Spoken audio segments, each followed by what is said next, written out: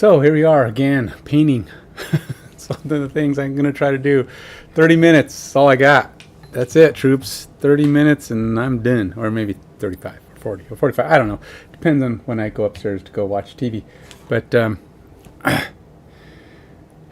so yeah, I don't know what to start on next. I mean, I have things I want to start on. As you may have known, I did recently get my new Santa here. So I'm going to try to fix the foot. So I'm not actually going to paint it right now.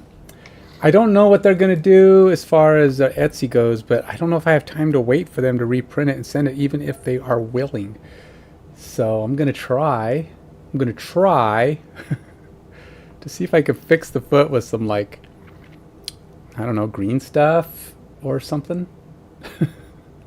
Or maybe even some of this texture junk that I have. Got to try to mold it or something. Fix the foot. Like, I'll show you what I'm looking at here. Right. So my Santa here, I need to start working on it, and I've got a limited amount of time. I have another figure coming. I hope comes out without flaws. It's on its way, and it's Krampus. And I need to get them both painted soon, like in the next few weeks. So I don't really have time to not start on this guy. So, so you can see this foot is all wonky. Now it should be kind of like this foot, right? You know, kind of a thicker toe, the big, it's kind of a boot. He's wearing, well, to be honest, he's kind of wearing sandals. They kind of look like sandals of some kind, which is kind of interesting. But they could just be boots with a strap around the outside. I don't know. But it's kind of what he's got going here. And you can see that he's got this. It's not even flexible, really. It's just got this weird gap.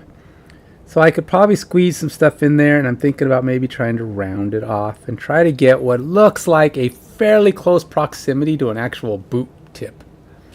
I don't know. See, can you see this? Let's see. It's going to be hard here. I think I need to bring this over so I'm not so. I think what I need to do. What is weird with something's weird with my camera setup here. I don't know. It's throwing me off.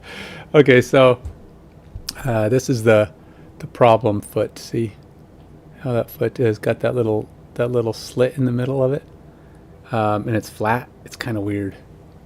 Can I show it to you? Is it better closer up? Yeah, you can kind of see it there. So that's what I need to fix, and I don't know how. I mean, sort of trying to throw some putty over it and just trying to see if I can reshape it. Obviously, he can't stand because that's not really his thing here.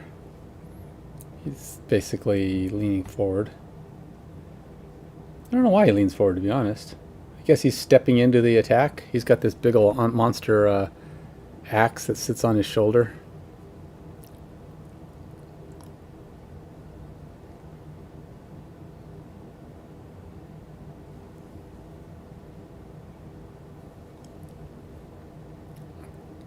I won't be, or not axe, but sword.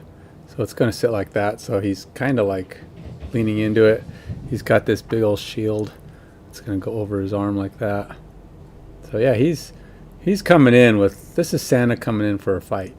But I'm looking forward to painting him. I think he's going to look cool when he's done. But I got to get that foot fixed because that's his biggest flaw. Otherwise, he's a really good figure. But we're just going to have to see what else I can do to fix that. I would like to see if they'll replace it, and they might. I've already asked them or told them about the problem, but I just don't think I have time. I have to get this thing started, and he's here, and I gotta do something. If I can't fix the foot in some way that's satisfactory to me, then I know they have certain like modeling clays that might work a little better, but you got to remember they get hard also. And I don't know that I have the skills to model anything good. It's like, it's got to be something like a clay is better. But, and you can see I'm not staring at the camera or anything. I'm just talking as I look around here. There are, what the heck is that? I don't know what that is. Oh, those are my Dremel Brits. Okay. There are other modeling clays out there, but I don't have time. I don't even think I have time to order some. I have to try to make it work with what I got. So I got liquid green stuff, which is just the scoopy. And this might actually work because it's such a small thing. Liquid green stuff here. It'll get hard like any other stuff. It's actually pretty good for such a tiny thing. I might be able to make it work. I have to put him on, and I have to. There's a couple things I have to do to prep him. Obviously, I can't just start painting. Might not even be a good idea to put this on just yet. I should first see if there's any cleanup that needs to be done on this guy.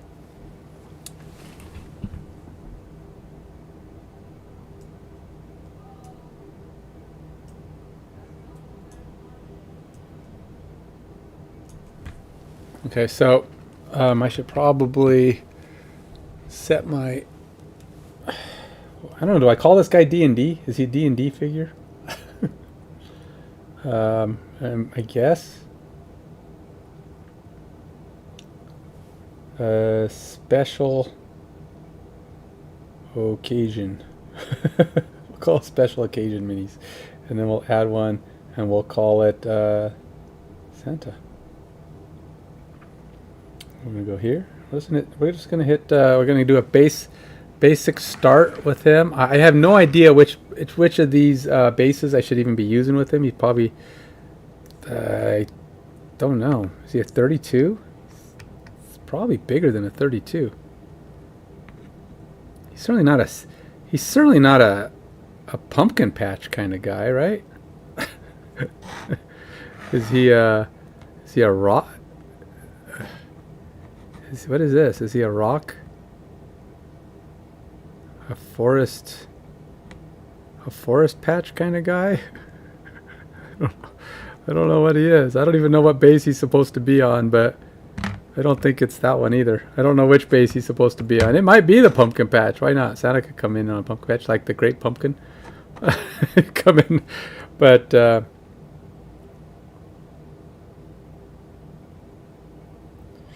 don't know. We'll have to just take a quick pick. This is basic self.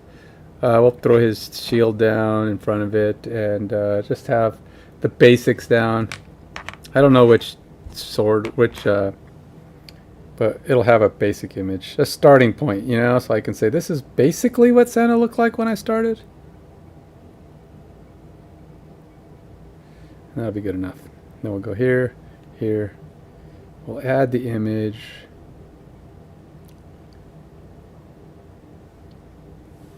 And yes, he's got flaws, but we'll have to see what we can do about that. Let's just hit start. I'm not doing much with him right now. There's a lot of things that he's not ready on. We're just going to have to see what we can accomplish. First, I got to look at him, see if there's any scraping I want to do, because I would like to kind of get him 100% ready so that when I put the green stuff, it can start drying and I can start doing other things, like maybe throwing on some primer in the other spots or whatever.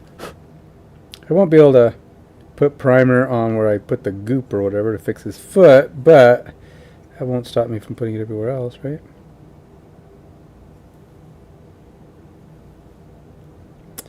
He's pretty clean. I mean, really, overall, he's pretty clean.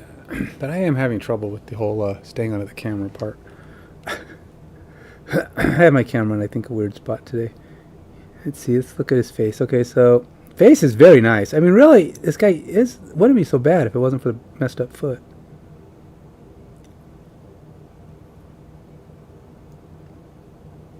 It's kind of tiny little stints, but I'm not worried about those. Those all scrape off pretty easy. Something in my throat. He's got a few mold lines. I guess if I looked at him really close. He does have a weird, now that I think about it, he's got a weird impression on his shoulder there too. It's just like something was leaning on him while he was getting printed. It just goes all the way down his shoulder here, right across his shoulder pad. It totally wipes out the border on his shoulder. And actually kind of messes up the back of this thing, which is supposed to be coming off the border as well. Yeah, he's got some bugs. I didn't even realize how that was. I don't know what they did with their printing. That's something with this guy kind of messed up.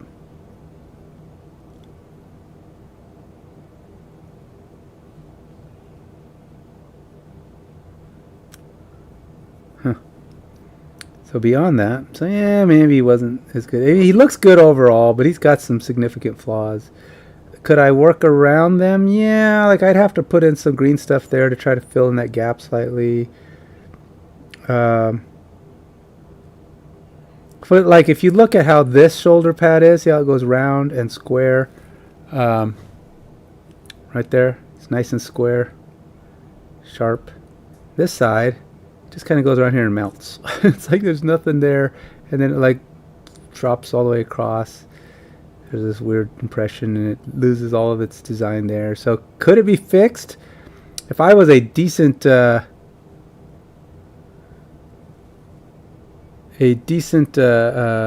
artist, mold sculptor, maybe. I don't know if I'm that decent of a sculptor, to be honest, though. That's some pretty significant changes. I mean, not that I won't try, but it's going to definitely limit my ability to get much done on him. Because I won't be able to, if you have stuff up here to fix and stuff down here to fix, it's going to be hard. And he's got something weird going on with his... I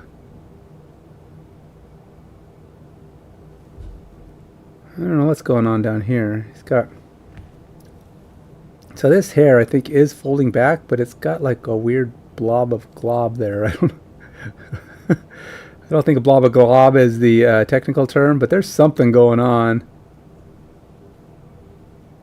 Right there. I don't know. It's like something makes something a lot. I just don't know what to do with that. I don't know if I can cut it off. I don't know what it is. Because this hair goes down and around, and out here, this hair comes down and kind of folds back a little bit, but then it's got this big glob. Glob. I think I said the technical term. It's a resin thing. You get globs of glob. And usually if it's something that's not supposed to be there, it will pop off pretty easy, which is kind of a good sign.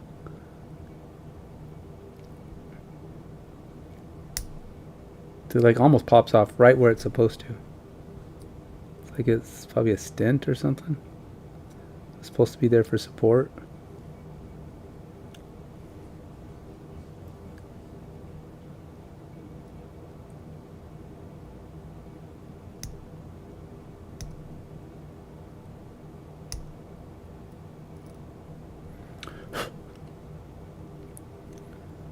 Okay. So I think I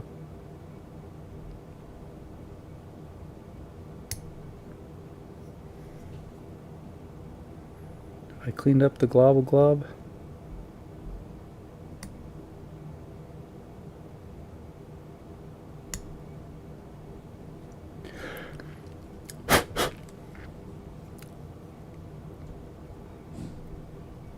There we go.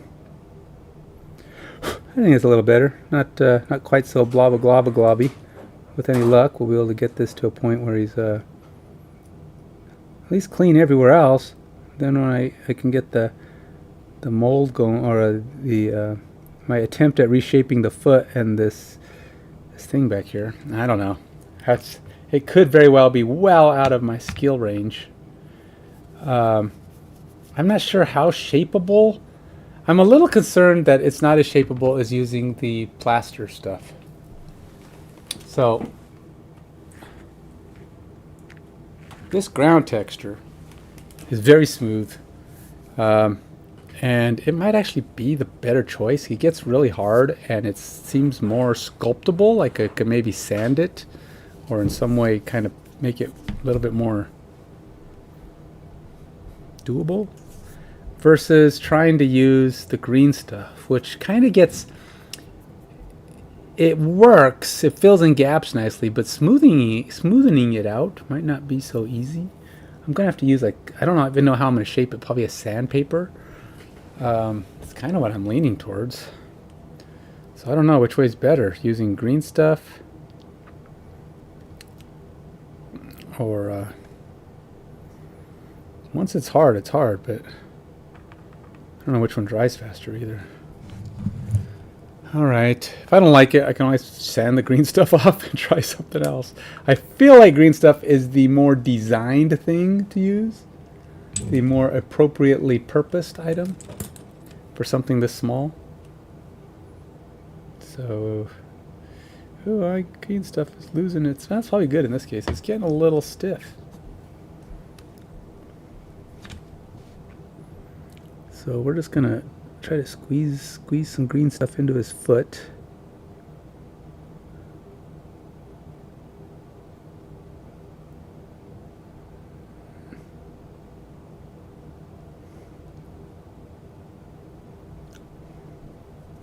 Try to see what I can squeeze into those gaps, you know.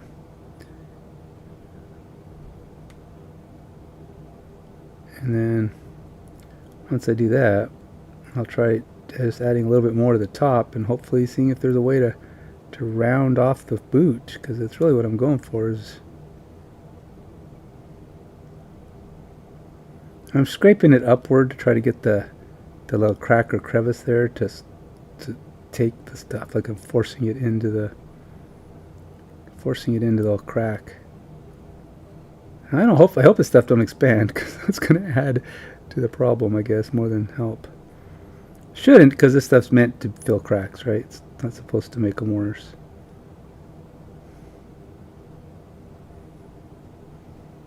So I just kind of keep scraping upward, trying to push the stuff into the hole.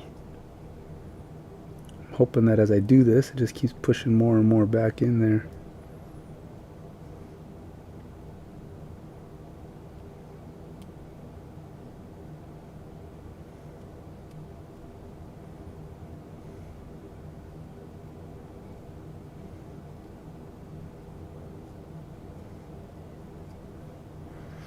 Now, I got to put a little bit more over the top with an attempt or desire to round off the boot.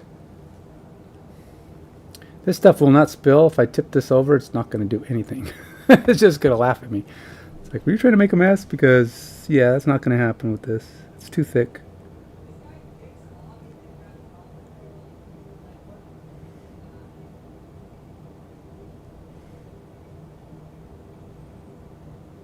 It's going to be weird trying to reshape his it's weird reshaping his boot with something like this. Like I said, I don't even think it's considered modeling stuff, but it's supposed to be shapeable once it dries. So if I can get like a little glomp on there and then sand it off and maybe get that rounded effect.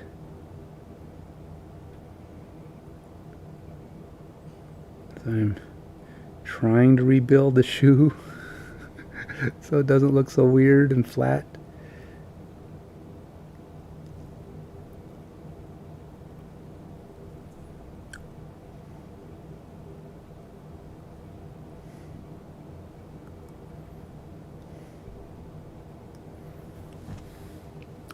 And I have all these other minis underneath me. I probably should have cleaned them out.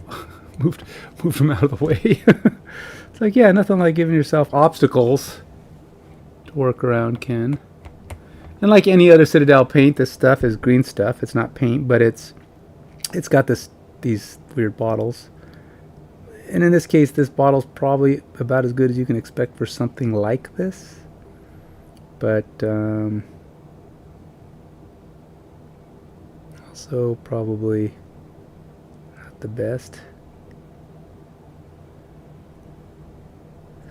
And of course, the ultimate goal here would be to figure out how to shape it so it actually looks like a boot. So it's like I'm trying to go for rounded, and it's got like a round top right now, but it's also kind of got a weird bump. I don't want a weird bump. And you know, you're looking at a guy who has no idea how to do things like, you know, sculpt. So I'm just trying to see if I can make it look kind of sort of like his other foot.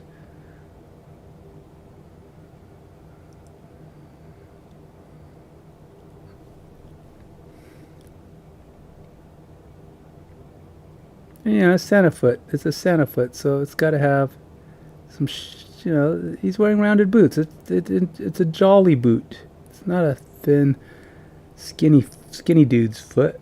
It's a Santa boot. A little less, a little more shape to it. And my best hope is to try to give it enough body that when I'm done, it doesn't look flat like somebody rolled over his foot, like one of the reindeers stepped on his foot. Try to avoid the reindeer squished foot look, you know. Give his reindeers the benefit of the doubt.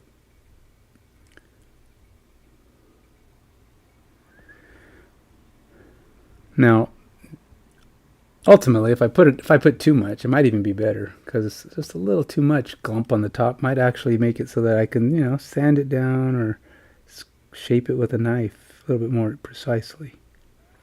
But then again, maybe not.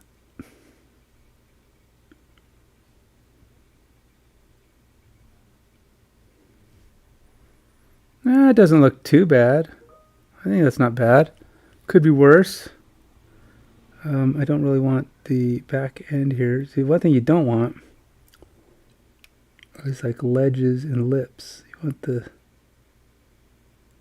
the stuff you're putting down to actually be a smooth blend, and it's going to be hard to fix any low gaps. It's easier to sand down than, you know, fill gaps. I mean, I could throw more junk down later, but I'd rather not. Okay.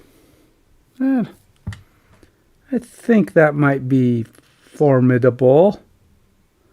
Formidable for what I'm trying to accomplish. It doesn't look too flat now. So his foot doesn't have a crack in it anymore, and kind of got a rounded tip on his boot. Now the tricky part. I don't know. I really do not know how I'm going to fix this. That looks like it could be beyond the help of green stuff. I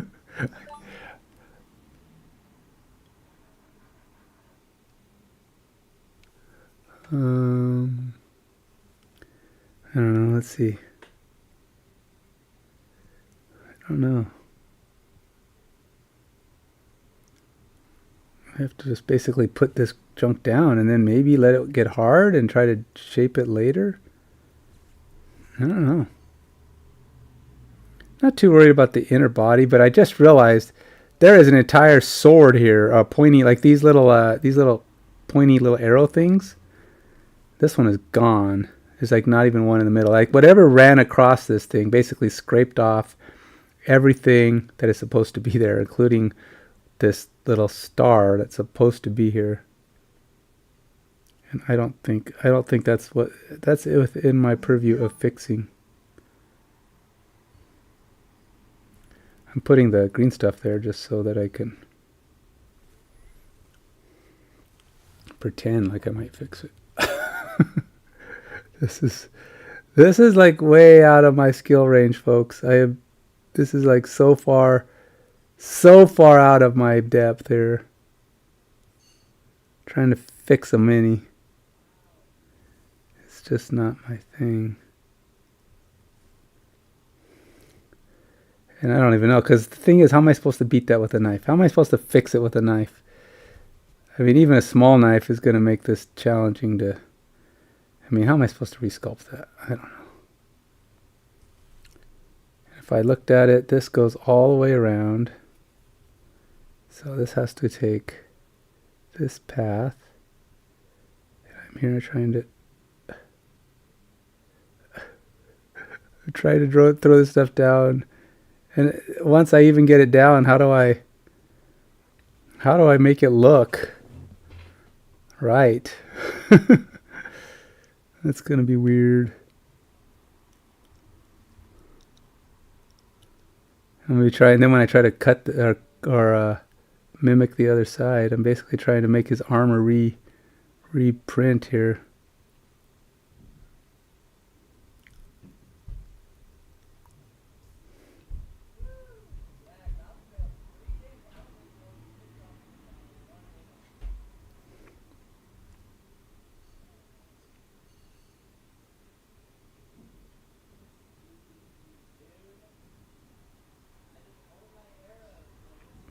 See, I've got it in place. Now, I would definitely just probably have to let it dry right now just to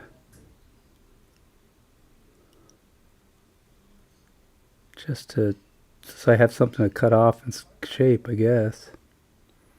It's too much, but I have to let it go. I have no other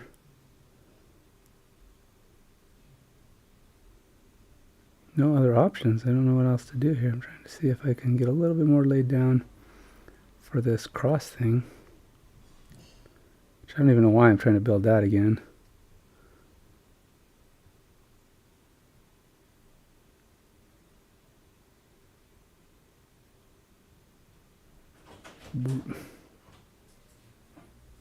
Rebuilding a... Stop it. Something's drying on my...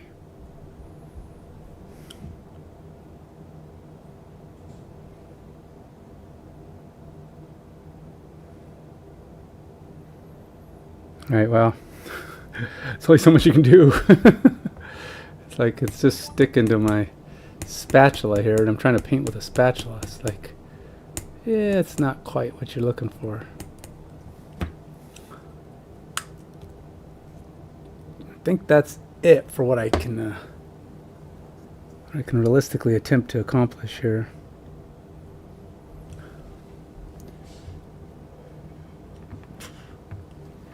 I need a paper towel.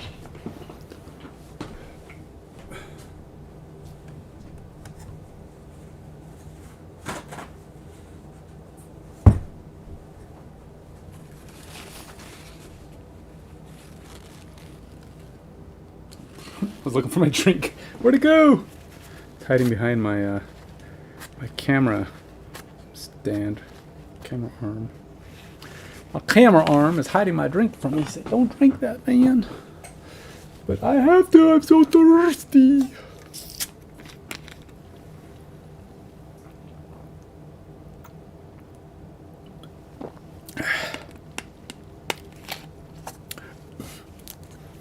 Should have got some close-up shots of those flawed parts. Then I could say, hey, I can compare before and after. But I didn't.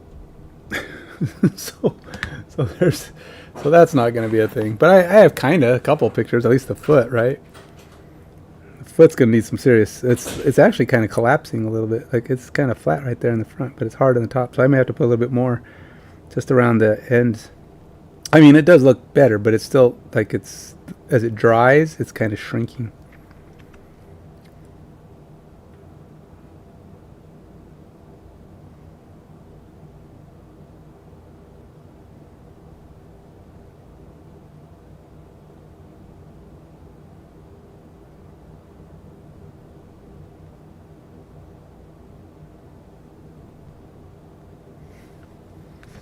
I'm just trying to use pointy parts to kind of give this thing a cross look.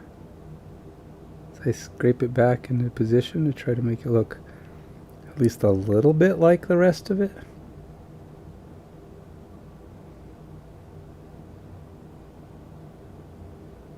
As it dries a little, you can do a little bit more with it. But it also, as it dries, it shrinks, like I said, so I don't know how well it's going to hold the form as I continue to mess with it.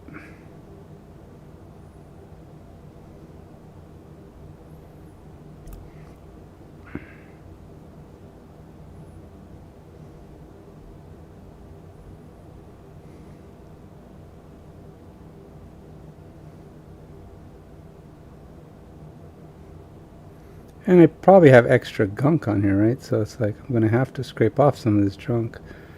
So I don't know if you should scrape it off before it hardens, when you're trying to clean it up. Or just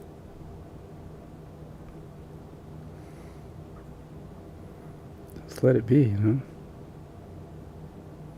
When is the appropriate time to make adjustments like that? I don't know. There's definitely too much right here. And I don't know how well it is going to allow me to cut it, but I have to bring it down a little bit.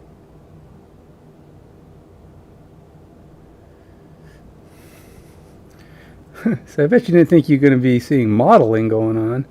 Amateur modeling at its best, troops. Just average Joe painter trying to figure out how to fix a model that's got some flaws that I don't want. Like I said, maybe they'll reprint him for me, but like I said, I don't know that I have time to wait.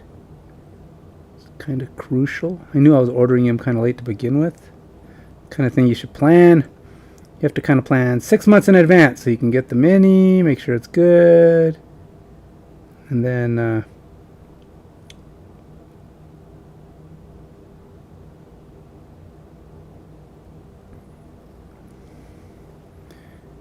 after it's all good to go,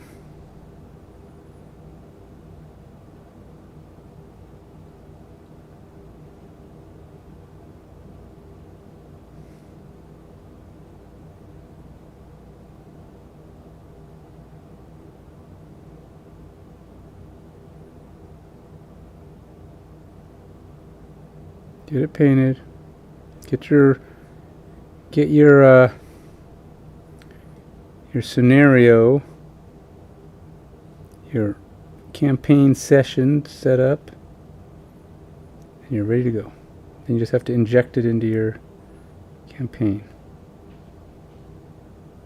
That's the thing. And injecting it into the campaign sometimes can be almost pretty challenging, because you got to pick, where does it fit? Unless you're just doing a one-shot. One-shots are easier, right? So you just do it, and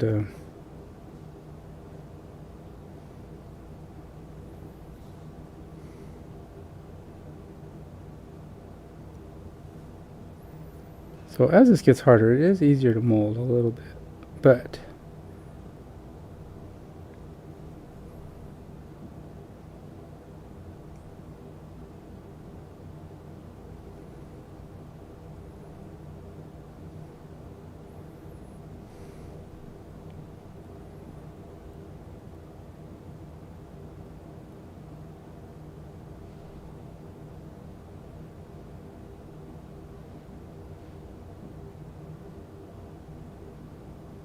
mm-hmm.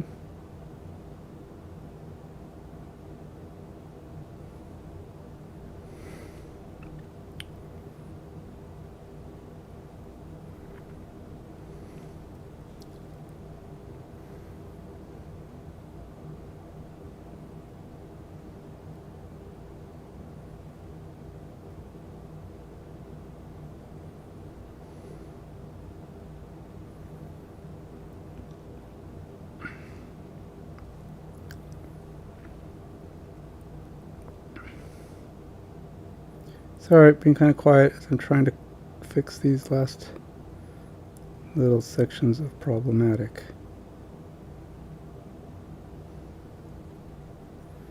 Without messing up what I've done.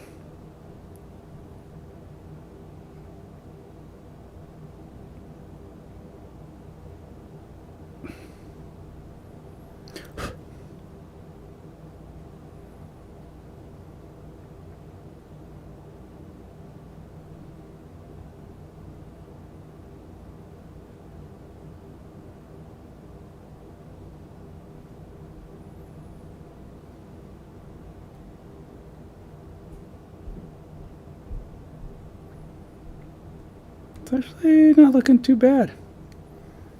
Not looking too bad, I think. It actually looks, I won't say good, but it doesn't look as bad as it did.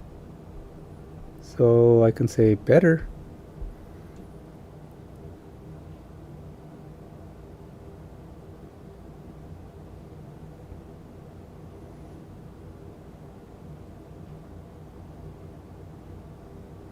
There's the one drawback, that this stuff shrinks. Seems like the more I do this, the more it shrinks. Maybe it's because I'm putting my finger on it. It's probably part of it. I'm probably pushing on it.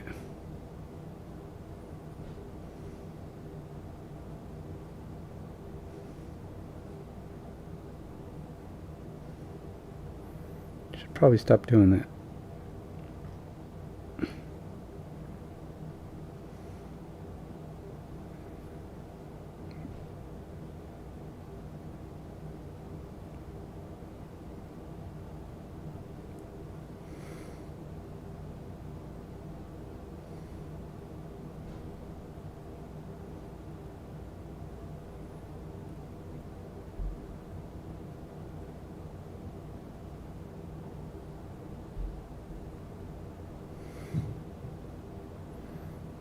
I'm trying to...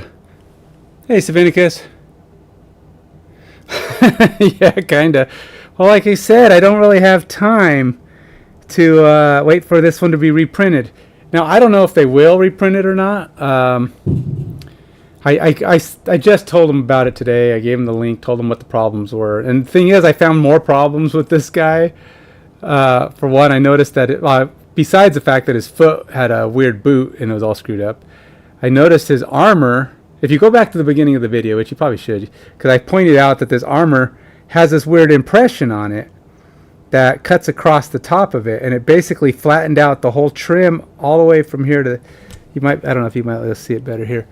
So all this trim that goes around his armor, like you see here, it goes all the way around, was flat right there, and it cut all the way across. There's this smush section. And then this corner here was completely collapsed, like it was melted down, like it had no corner at all. And it's supposed to look like this one, right? So right around the ball, and then it comes around and there's a sharp corner and it goes up. Well, this side had none of that. It just went straight through. In fact, the back of this little snow arrow was gone. It was just like this line that went all the way across. So now I kind of try to rebuild the little arrow that's totally missing here, and totally rebuild this little arc that goes around and then down that way. So yeah, I'm kind of basically trying to rebuild this thing. It's not as good as it as you know, having it printed correctly. But I think it's coming out all right. Probably not.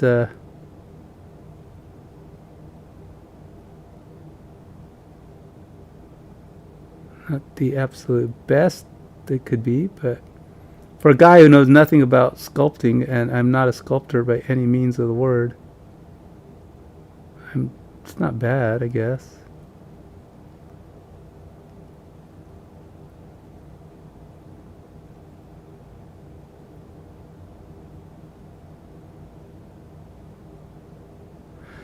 And then this one, I'm trying the boot. I think I rested my finger on it, kind of squished his boot up, so I may have to add some stuff later because it's losing its it's moldable, but it's not as moldable. It's starting to get pretty harder.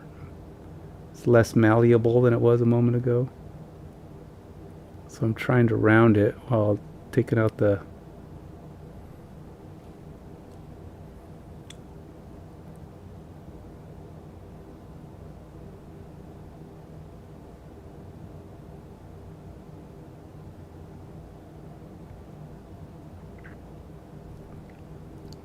trying to make his boot round, but not totally wonky looking. But yeah, it's gonna probably have to take a little bit more or something later. I think it'll be okay. I think I need to let it dry. It's not bad.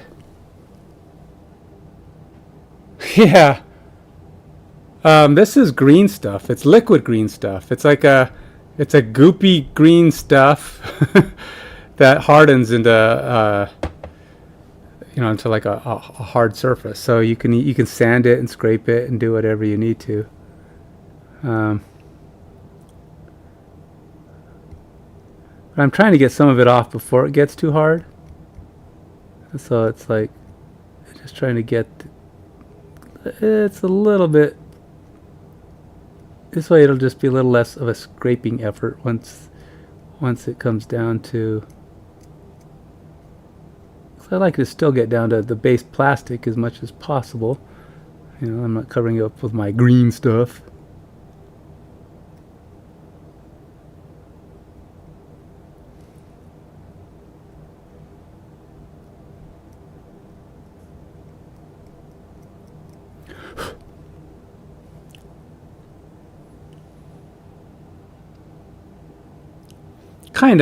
Kinda like a light filler, yeah.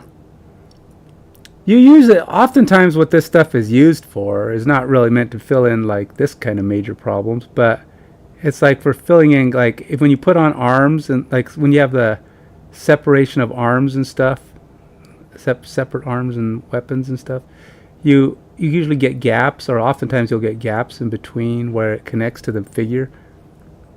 And say for example, when I put his hand on, there might be a gap around there, so you might put a little green stuff around it and it'll fill it in as you compress onto it, and it just kind of takes that away, and then you can kind of brush it away or sand away the extra. It's pretty good. It's a little tricky to actually get nice and smooth though. It dries a little. That's why I'm saying it's better to try to get the extra off early, so you don't have to deal too much with that. Um, if it comes off a little earlier, you have less to contend with as far as what won't come off and what will. So, and obviously, if you're dealing with the plastic itself is smoother, so you don't have to worry about sanding it down.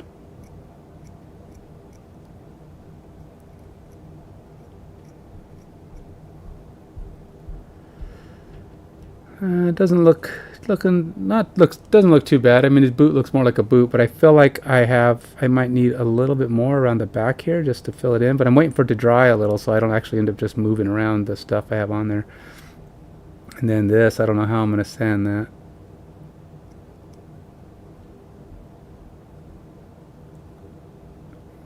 To get the full look I'm looking for, but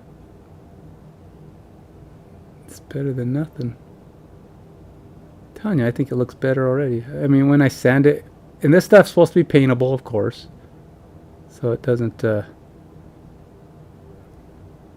hopefully, once I paint it and stuff, it'll be hard to tell that I had to do this. Because nobody's gonna. I don't think anybody's gonna look at it at the closeness that I'm looking at it. Obviously, and if I can get it fixed where it looks okay under a magnifying glass and then paint it, nobody will be the wiser.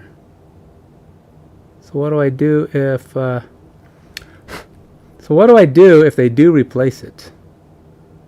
Do I scrap this one?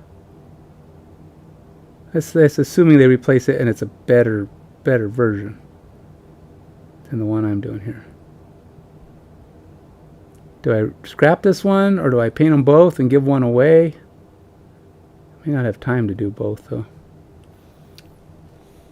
I don't know. But he's pretty cool Santa.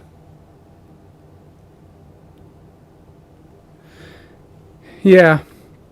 It'll be fun to try to put them together, and if they do the other one, I might paint them both. I don't know. It's like if I start painting one and the other one they fix it and send it to me, maybe it'll be easy to paint because I already know what I'm doing, right? So I will have already picked out my color scheme. I can make them twins. But yeah, I think he's kind of I think he's kind of good right now. There might be a little fixing once it dries a little bit more, but I don't want him.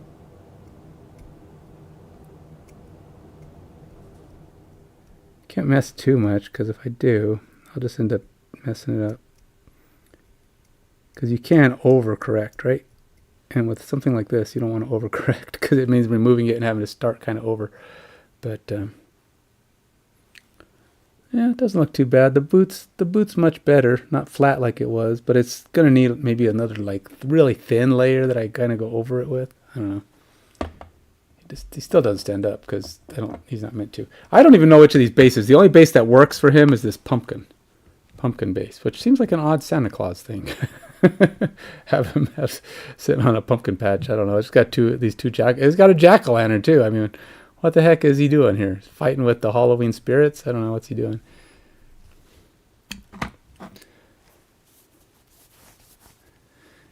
Yeah. No, I definitely will. He's going to get painted because, in fact, this guy will probably get pretty far along, maybe even close to done by the time I get a replacement. Because I need to get this done. I don't have a lot of time to be messing. Hopefully, I have the other main character to this scenario is be on its way this week, and then I have to start working on that one right away too. So I've only got a few weeks, and I'm kind of slow painter, as you well know, to get these things done good enough to do a session.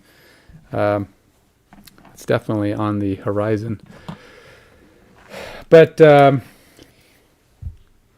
don't even know. Is that worth a picture? A progress picture? I probably should try and take one. Let's at least take a progress picture to show that what I attempted to do.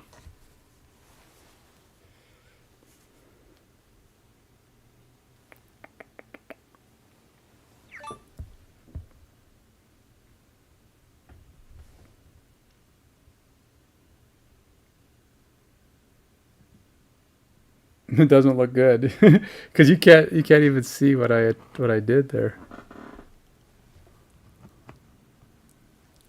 Yeah, that's gonna maybe although it's gonna take some sanding and some extra effort to make that even. I don't think the pictures are ever going to say anything until it's done. You know how good does it come out in the end is really what it's going to come down to. Because there you go, you can kind of see how I put the little S shape on there to try to make it look a little bit more like the other shoulder, and we will see how that works. And then you got the boot over there. You can kind of see in the background. There you go. Can't tell, but this is an arrow. That little black spot on the left, it is an arrow. It actually looks like an arrow. It just kind of smushed out there. But on here, it does look like it's supposed to look. So once it's painted, hopefully it'll be more obvious. But so yeah, pictures sometimes with their 1,000 words that they're worth, they over talk. They talk too much. Pictures with their 1,000 words talk too much.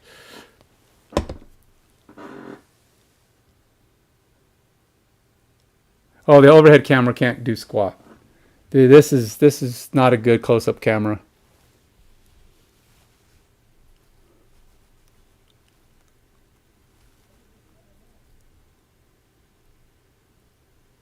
So that's about as good as you can see. And then you can kind of see that I put an arrow right there, and then this kind of S's around like that. And it's really, it doesn't look bad under the magnifying glass. It looks pretty smooth. So I'm thinking once it paints, it may not have this sharp corner, but maybe once it's done drying, I can try to carve it a little bit of more of a corner into it. But even without it, I think it looks pretty good. I should be able to sharpen it. I mean, it's not too bad, really. I mean, I'm looking at it thinking, it's actually not too bad. In fact, the more I look at it, the more I think this might actually be okay.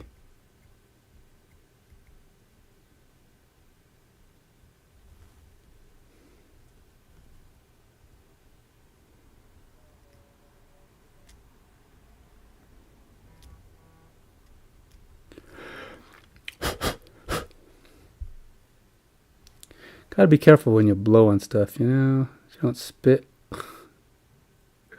Swallow all your spit before you start blowing. You don't get saliva all over your picture. But like I said, this thing looks like an arrow. I don't know why. I think it's because there's this little patch of green back here that's probably blurred in the camera. It's a little bit better. See, now it looks a little better.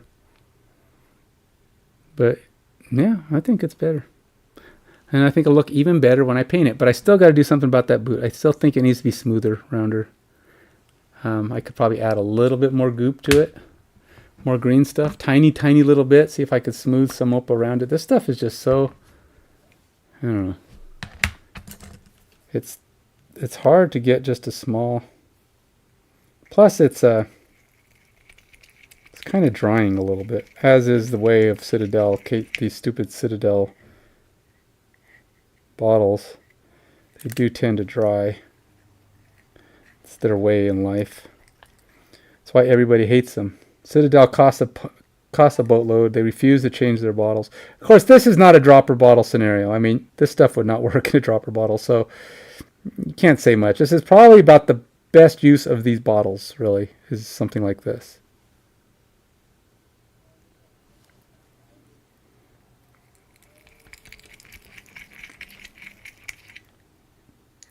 Just because the best way to... Geez, how do I even get all this junk off? I don't. To tell you why you don't do that. But at least it's stirred up now.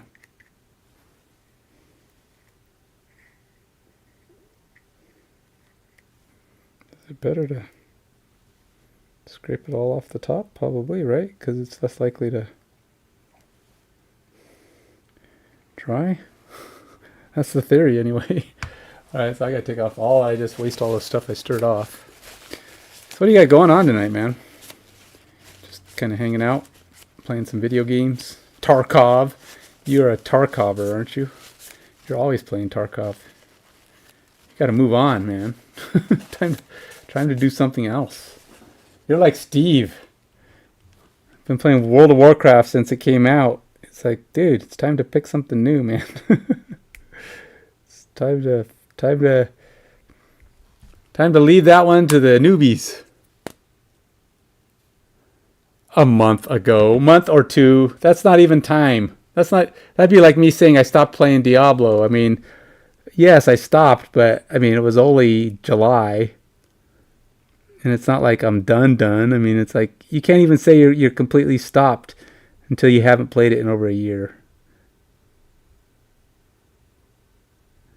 Even now, I'd probably say I'm probably still going back to Diablo. I still like the game. I just don't like it as much as the games I'm currently playing, like Baldur's Gate. And I don't rank Marvel Snap, even though I can play it on the computer as a computer game. It's more of a mobile game, and it's a game that to me is just like I said. It's just a time sink, which strangely enough I've put more time into it than any of those other ones.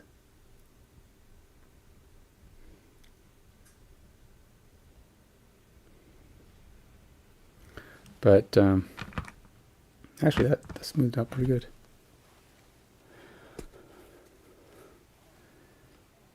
Server wipe? What do you mean? They reset the game? Or they messed up? Screwed up the game.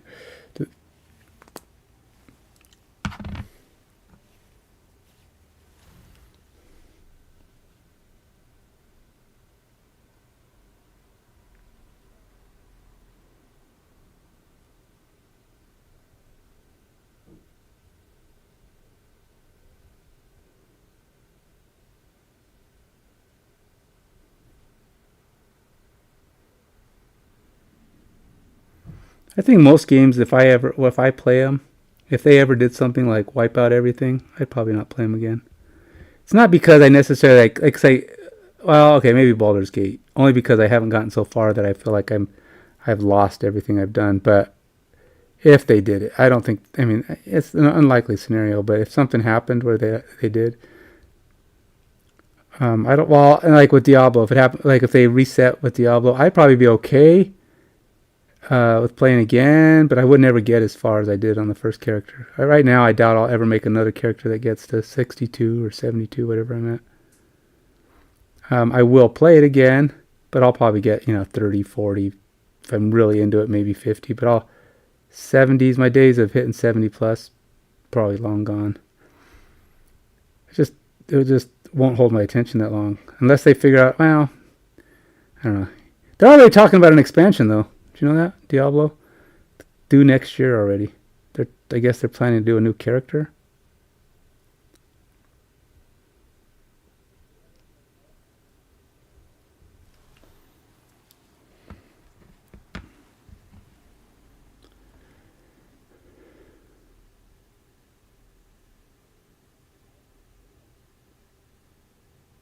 Oh, right, because everybody hasn't advanced yet. Yeah, it's kind of like the seasons in Diablo. They have the seasons in your character. Every time you do a new season, everybody starts off at level 0. You just got to build up again. So, and then it goes for 3 months, and then they do it again. I don't know if it's your characters aren't lost though. They just go to what they call what is it called? It's like the infinite world or whatever. They have a thing they call the perma world, where all the characters like you play in the first 3 months of the game's existence are at. So every character you play, along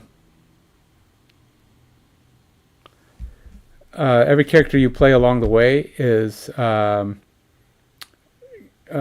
seasonal, and then they get saved back to the infinite at the end.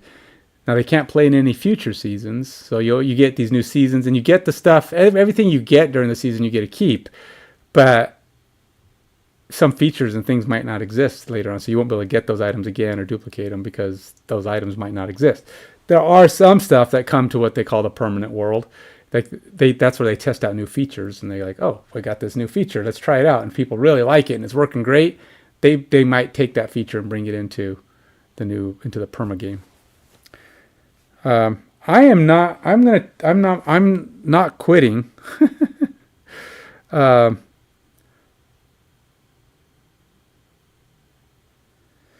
But I'm gonna take a quick break and run upstairs real quick. Give me 5 minutes or 10 minutes. I'll be back.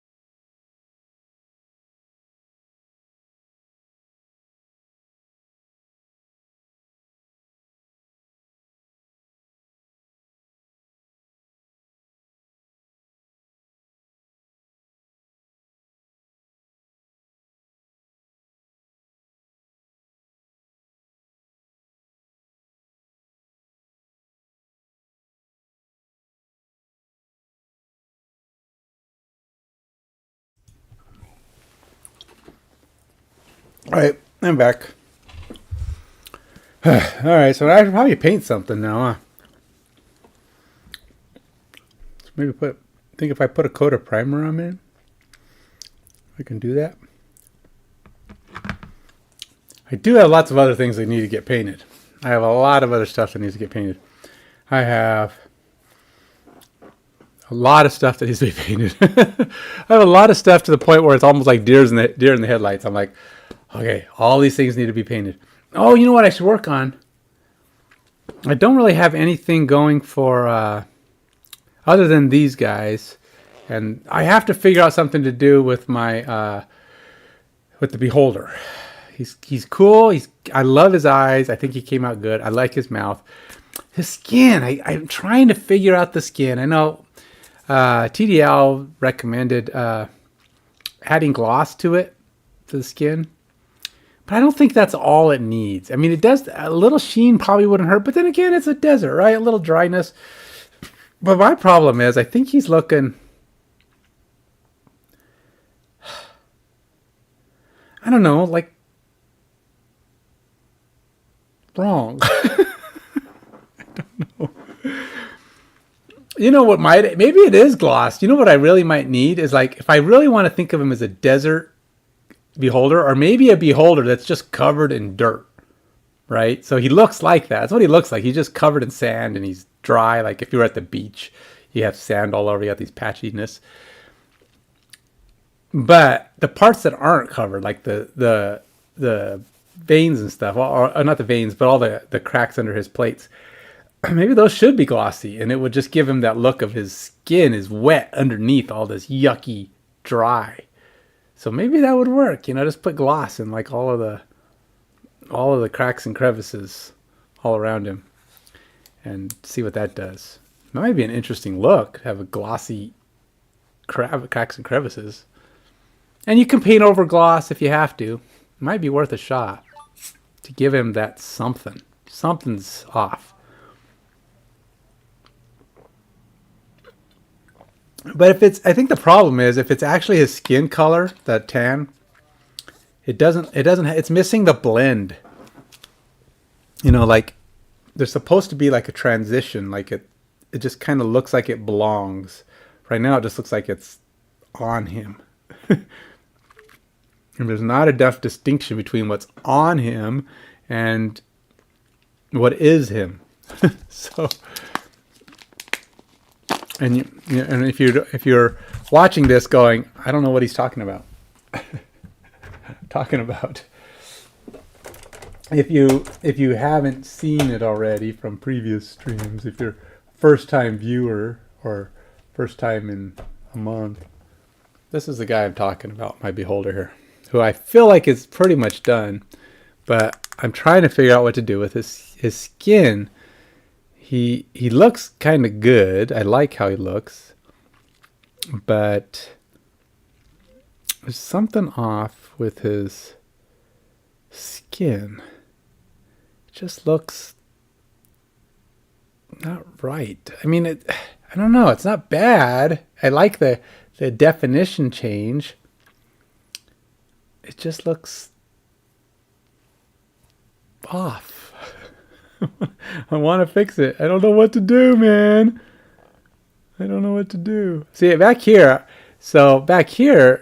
it's more, I don't know, more blended because I actually put a shade all over it. But I don't know if I like that look. I mean, I don't like the brownness. That it does create kind of a more consistency, but I think I like the light white color better. But the thing is, I don't know if I have anything that will add that effect, short of just doing dry brush over it again and trying to give that effect back to it. So yeah, I'm kind of stumped. I don't know what the fix is. There's something. I feel there's something that can be done. I just don't know what it is, and I have to decide before I give this away because it's a gift for my son. So assuming I don't think he actually watches my stream, so I'm not too worried about it. But I don't think he's ever watched my stream. The only time he ever watched this stream is when we were doing D&D campaigns, and I was videoing them for the stream.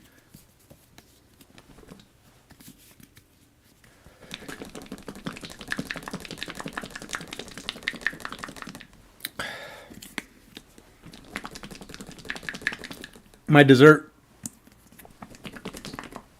Alano's strawberry shortcake yogurt, 310 calories. But hey, it's got 16 grams of protein, so I'll take it. All right. I want to put some paint on something, though. I got to put paint on something. So I was thinking maybe one of my monks that we're actually going to play this weekend. Can you believe it?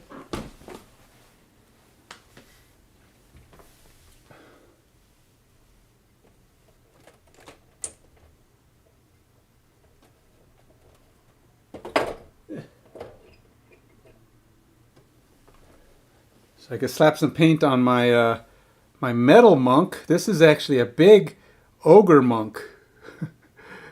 Be interesting to start getting some paint slapped on him. Wouldn't take that long to slap on a base coat or something.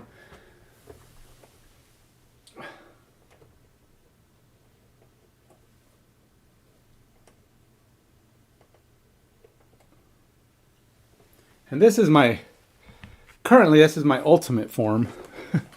My ultimate form, Demon Monk. He's not completely done, but he's looking pretty good. I'm trying to make his wings look a little ethereal. I haven't quite figured that out. It's not quite ghostly enough for me. I haven't figured out how to make that as ghostly as I'd like. But he looks pretty good. Actually, he's pretty dang close to done, really. What haven't I done? Huh. Actually, he does look pretty dang close to done. I don't even know what I thought I wasn't done with him, but he's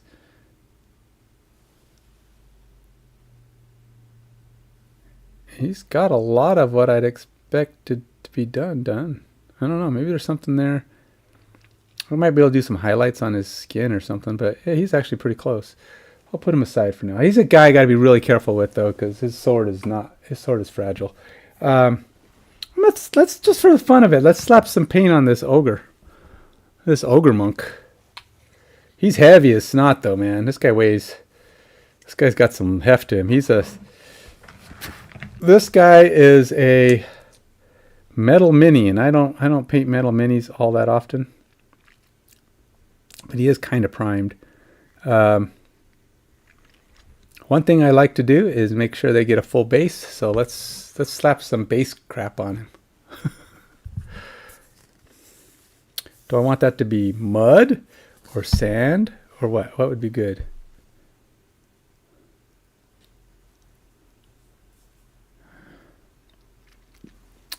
He kind of looks like he's out in the dirt and crap, so let's go ahead and put some sand. Let's make it muddy.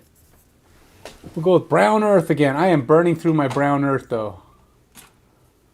I have a lot of things with brown earth on them, but yeah, I have a lot of things with brown earth on it. I don't know what else to put on there. There are things I could try to come up with. Some trees. He's not that big, but if I put a tree on it, it'd have to stand up like this tall. That'd be interesting, huh? Throw down some really big. I think he's not even. Only trees I have are like palm trees, which probably would not quite be the thing I'm going for. And then other than that, I've just got like grass and stuff.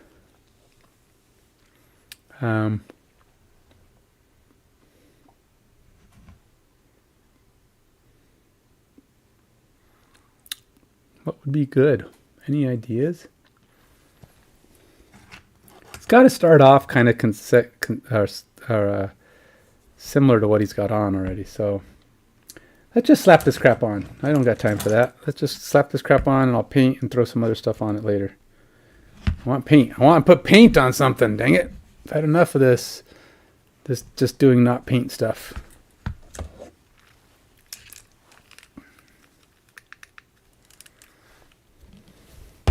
Don't ever feel like there's true progress made until there's paint on something.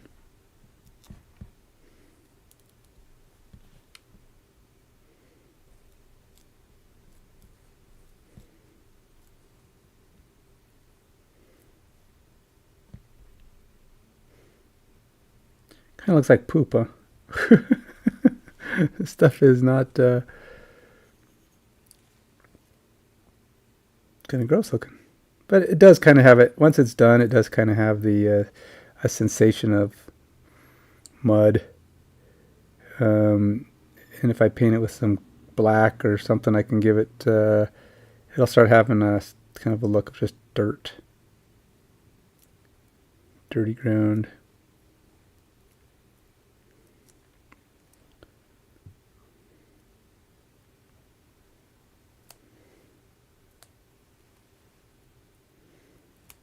So he's got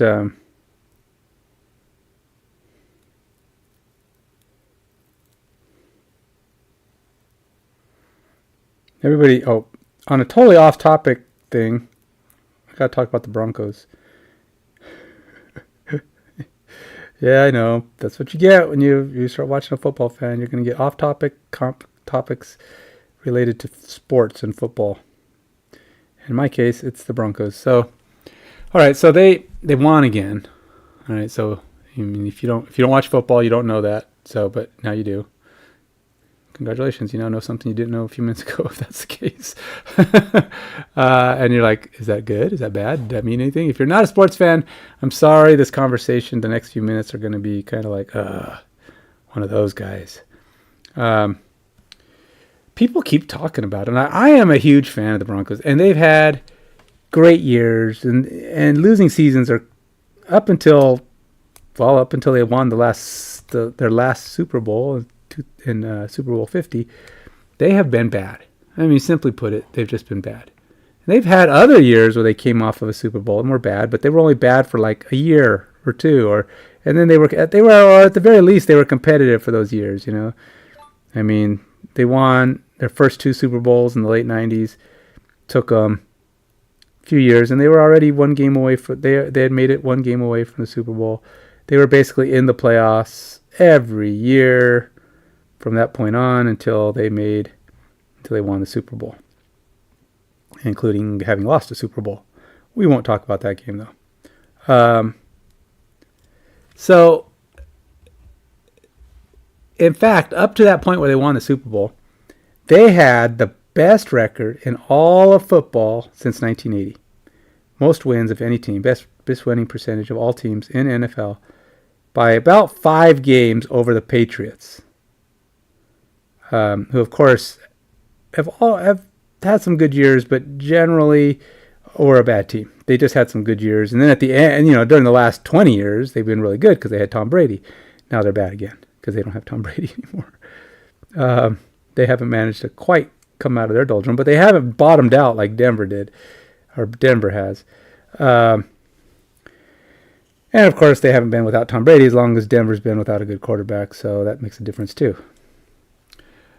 So ultimately, it's been kind of a rough go. If you're a Broncos fan, or like me, you've these last few years been rough. And then we thought, hey, look, man, we got us a good quarterback.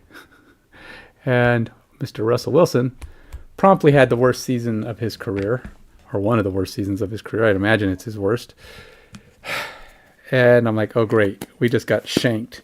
They gave up $250 million for the bonehead who turns out to be nothing. And, now he's starting to play better. Is he a $250 million quarterback? I don't know, but he's probably top 20 playing. In fact, they say he's playing as one of the top 5 quarterbacks in the league right now. So maybe it's okay. I still don't think he's $250 million worth, but it's going to take a couple of years of pretty spectacular play for me to feel like he's worth that kind of money. Or maybe he turns it all around this year and he drags Denver into the Super Bowl, and I'll be like, maybe if they can fix all their other problems, they could actually become a powerhouse for a little while.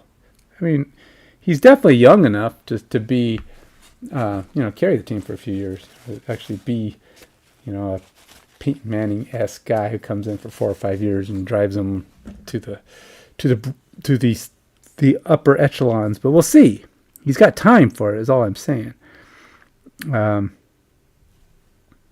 So we will find that out. Okay, so things I got to consider with this guy.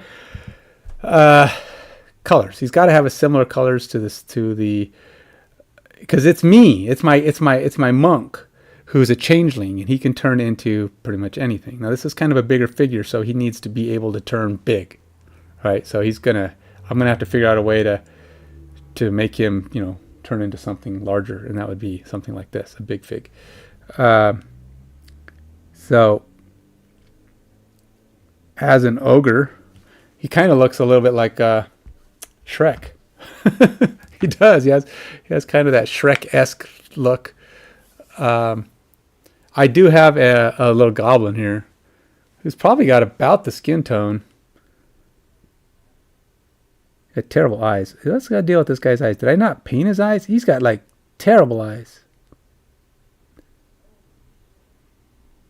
No, they're like hollow. They're like weird eyes.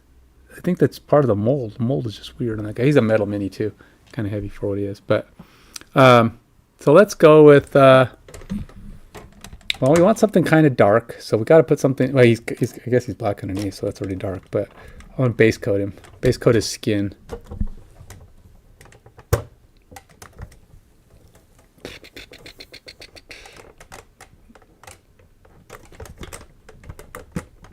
What the heck? Why am I having trouble here? Open door. Open sesame. Okay, there you go.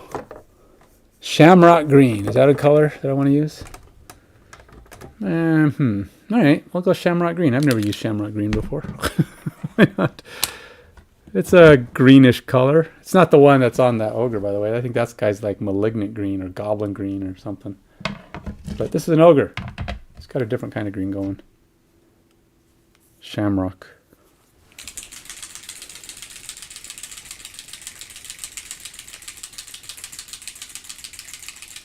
Should I put it over like a different kind of green, like a base color, a base coat green?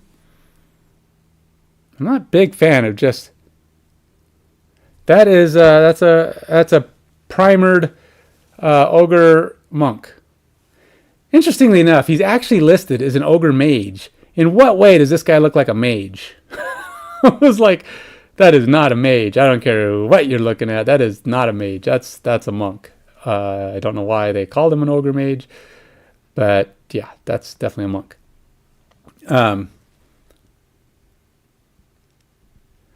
Yeah, and I know it's not even a staff. I mean, but he's got the you know, I'm about to karate kick you pose going. I mean, I don't know what the heck. What was their delusion? But anyway, I'm just going to slap some base coats on him. I haven't decided if I'm going to make him. I'm wondering if I should do like a darker color first. Like a base darker color. And thing is, I don't know how good this shamrock green will appear over a darker color. It would have to be kind of a brighter, darker color. a brighter, darker color. Is that a thing? So this is the malignant green I put on that other goblin, but he's pretty light. Maybe the thing is, I don't know if I want to do solely contrast paint. I feel like contrast paint is not what I want to do with him. Not solely. I mean, it needs to be like, I feel like he needs to have a regular base, and then maybe Viper green, leaf green.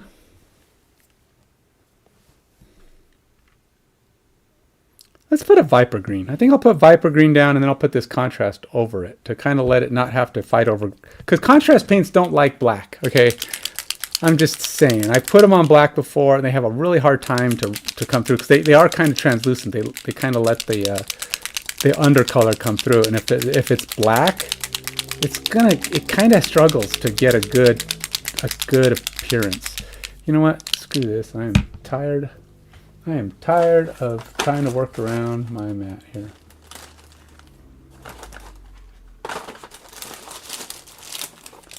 Oops. Where the heck are you?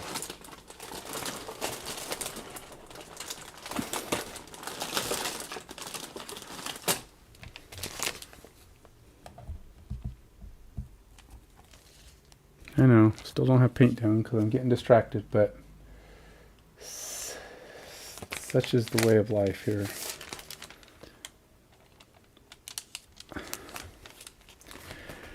Okay.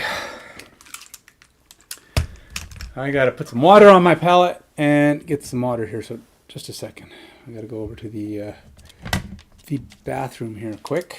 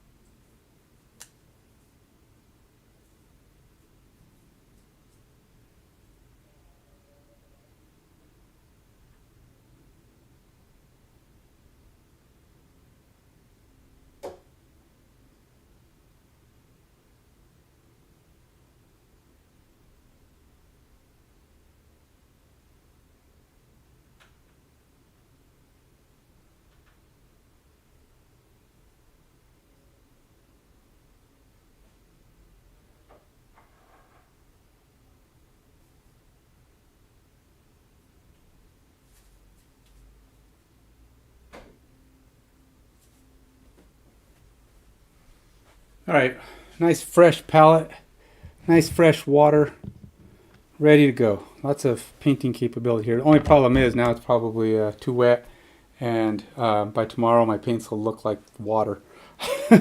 So I'll have to like, oh no! So I don't want to thin any of my paints today because they're just going to be water tomorrow. So I gotta try to make that work. So okay, so I got.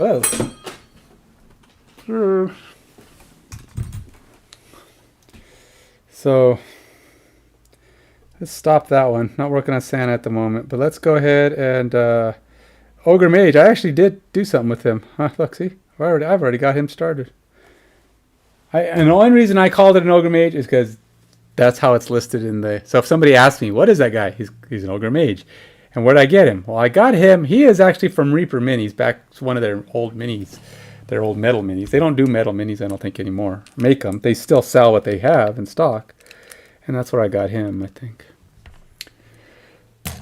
He was one of the many I picked up in the last purchase I got from Reaper. I buy Reaper minis. They do Reaper does minis every month. If you go to reaper.com, reapermini.com. They have a free mini of the month. It's usually a Bones Black mini, which is their better line. And you can go on their site, and then if you buy like $40 worth of stuff, you get their monthly deal. Now I haven't even looked at what their November one is, but I got their October one. Now the October one, I got this Green Goblin guy. I don't even know if I cared that much about the Goblin, but thing is, they sometimes will give you like extra stuff, like, well, they always do. Okay, so you get that one free mini of the month, the Bones Black thing. That's kind of a new mini. It's their new stuff. But you also get like 3 or 4 other minis that they just give you in the list. You get to pick from. There's like 5 or 6. You get to pick a mini from that, and you can pick a mini from something else. And sometimes they even have a couple bottles of paint they throw in. It's actually a really good deal. Now, you don't even know about some of that stuff until you actually go into the cart. And you go to the cart and you go down. And it's like, pick from here, 2 from here, and pick 1 from here. And then this is your one of the month. And then of course, what you bought. So you actually end up getting some really good deals with all the stuff you get on there. So it's actually not a bad deal every now and then. You know, if you have the money to buy some minis. Their minis aren't that expensive to begin with. I mean, compared to some.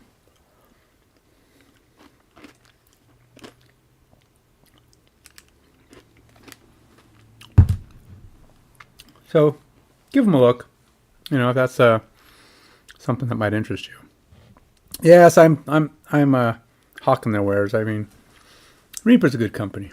A good company with good people, from my experience so far, in all the years that I've dealt with them. So, And their customer service is amazing. If you get a piece that's got anything wrong with it, you tell them, they ship you a new one. They don't, no ifs, ands, or buts.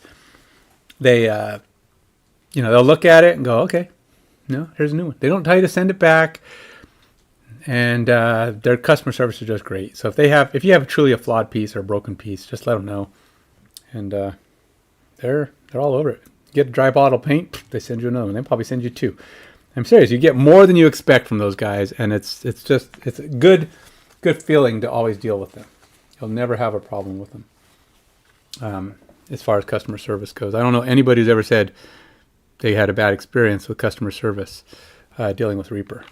So, just saying, this is your firsthand. And plus, even I've dealt with them in other things like, at a convention. They're just, I don't know, just the people they have working for them are an impressive bunch. So, if you're so inclined to get yourself some minis, and then when they do all of their Kickstarters, they say it's going to be 2 years or whatever. It's usually about 2 years. But dang nubbit, when it does come, I've had, no matter how much time, they show up pretty much within a few months of when they say. You can only predict so closely, right? But they are reliable. And, yeah. Okay. Enough talking about Reaper. Time for me to get some paint on. Dun dun dun. Slap some green on this guy's skin.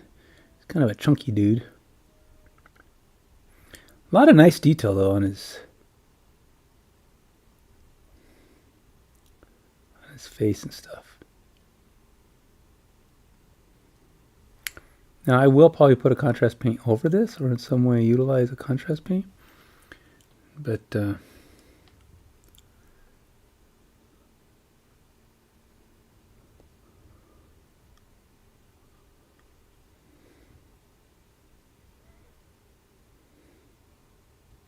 very good detail. I mean, like the necklace is like way off this. It's way risen, way high, so that it's kind of off the skin.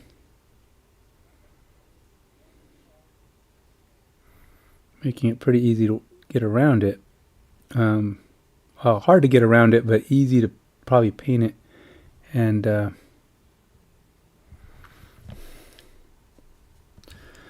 just get it where you need it.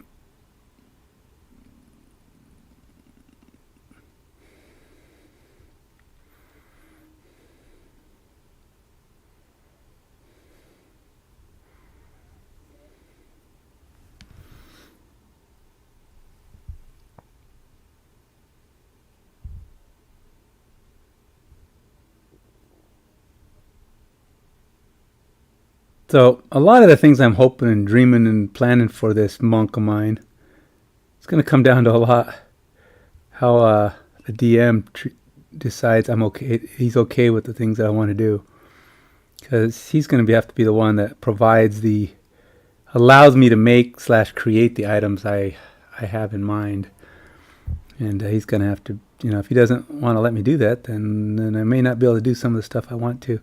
But this monk's kind of cool. He's my changeling monk. Taking all these, he likes to take the intimidating route, or even like sometimes even comforting. He can turn himself into just about anybody or any.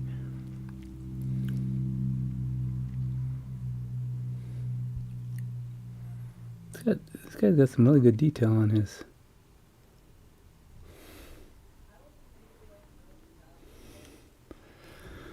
On his skin. I mean, his hair, everything just raises up. It's all like well defined. A lot of people say they really like metal minis, and I can see why. Just the amount of detail you can get into them.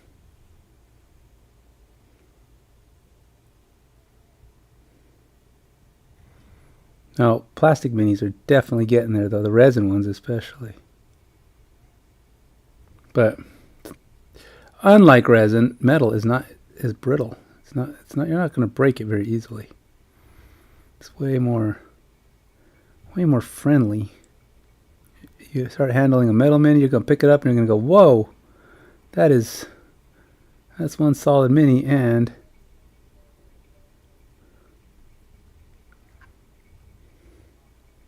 one thing I didn't do with this guy is give him the Zenithal, but I don't have any. I can't do. It's hard for me to do a Zenithal. I guess I could have done a. I should probably do it actually. A dry brush plan. Not usually the best way to go, but maybe I can give him a dry brush of white once I've got the skin on. Fully get the color in the skin, and then when I do the contrast paint, I'll do like a dry ink over it, which will lighten up all the greens around. But then when I put the contrast paint over it,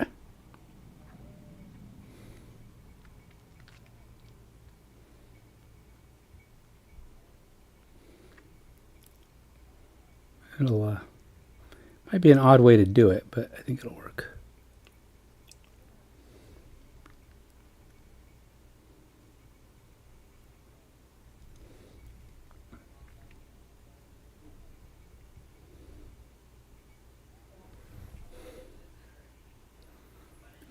Paint is really spreading out, man.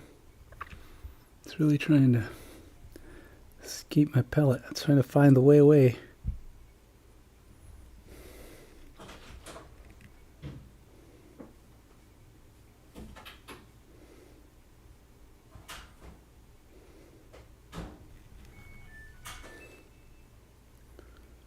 Thinking, I don't know if there's going to be any opportunity, but I do have to. I am going to be traveling in the next few weeks down to Colorado. I'd like to be able to stop and stream at some point. I don't know. I mean, I'm going to take my paint set and I don't know, figure out something. Because there'll be some downtimes, you know, where I'm just going to be like, you know what, I want to paint, and I should probably stream, chit chat, talk Colorado. From on location in Colorado. Oh, what's he got on? Oh, it's a strap that holds that on. Okay.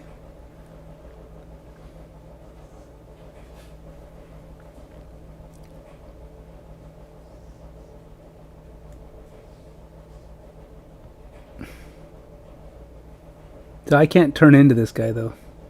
Not unless I have a ability to turn into something larger than I am.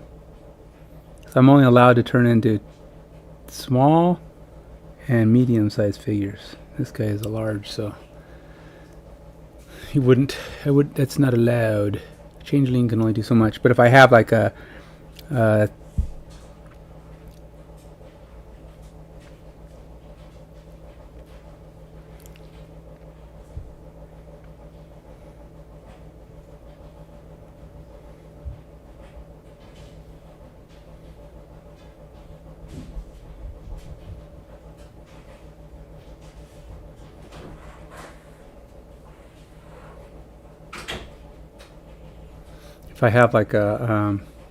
a scroll or spell of enlarge. Actually, I think the spell is technically shrink or enlarge, but I would like thinking like I could just see my guy in his natural form, which is kind of like the size of a halfling, going up to some really big like giant or something, and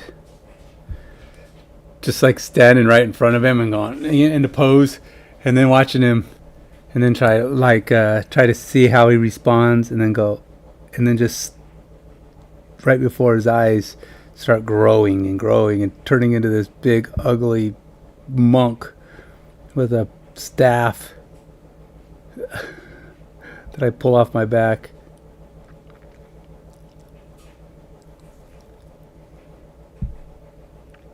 It's a halberd, I guess, but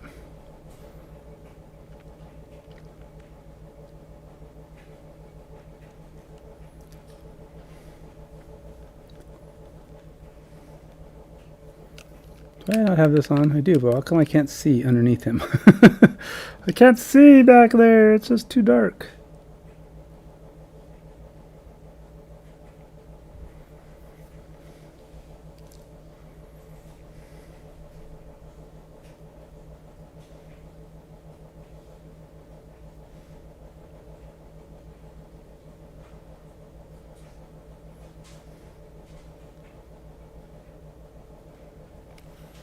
That black primer is really shining through at this guy.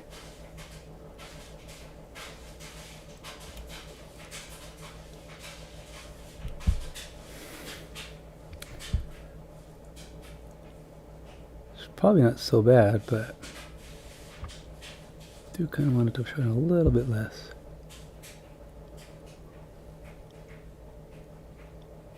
Should probably paint his hands too. His hands are looking a little not green. Does guy not have fingernails? Yeah, maybe he does. I guess he does kind of have a fingernail.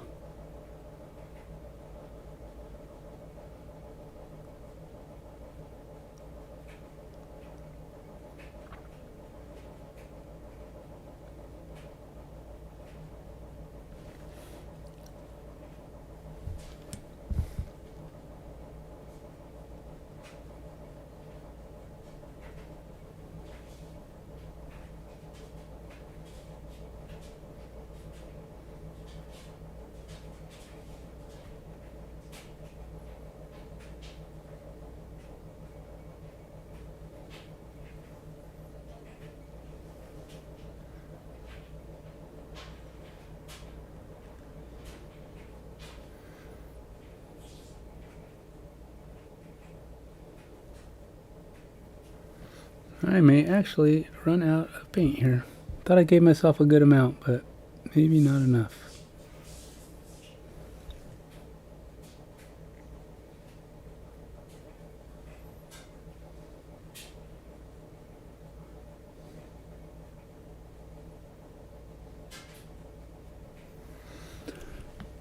Yeah, for all the green I'm throwing on it, man, it's soaking it up. It's like that black is just like, nope, nope, you can't be that. You can't be bright. We're not going to go bright here. I'm actually tempted to try to shave some of the metal actually off from underneath his foot there, because it does appear it's got quite a bit of, I don't know, mold lines. Mold lines would be about the only explanation of what that is, which is not uncommon. He's got a ring. I have to paint the ring on his finger.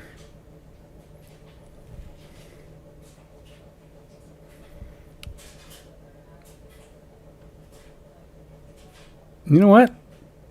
He's married. That's his ring finger. That's the... Oh, no, wait. No, never mind. That's the right hand. I was thinking, that's the married finger. Now, I don't know that ogres have the same traditions that, humans do. Like, do they wear a wedding band on their left hand? I don't know. Does he have one on the left hand? Nope, don't see anything on the left hand. So he's not married, I guess. I'm gonna be like, he must have been a pretty badass ogre, man, because he's not a pretty one. Should marry him for his muscles, not for his looks. Of course, I guess for ogres, what is a good-looking ogre? I mean, Shrek's not pretty, right? He got himself a wife.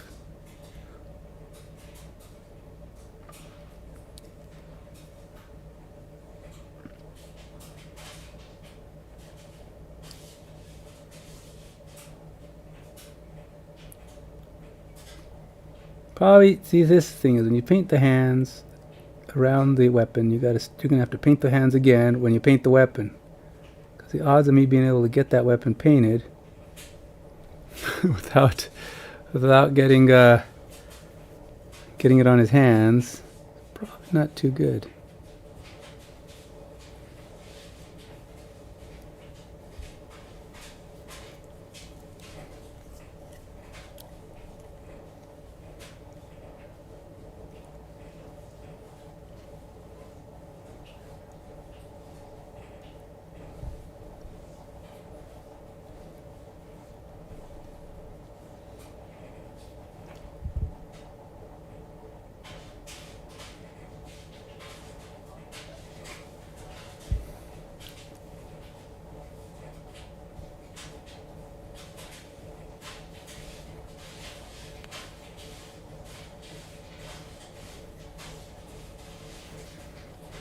Okay, I think think I've gotten this guy his first coat of color on him.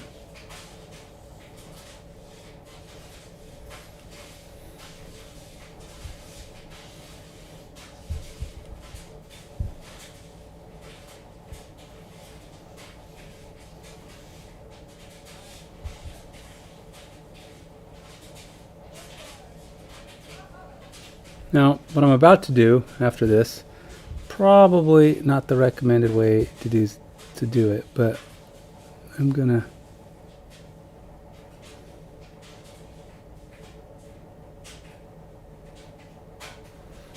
try and put some white.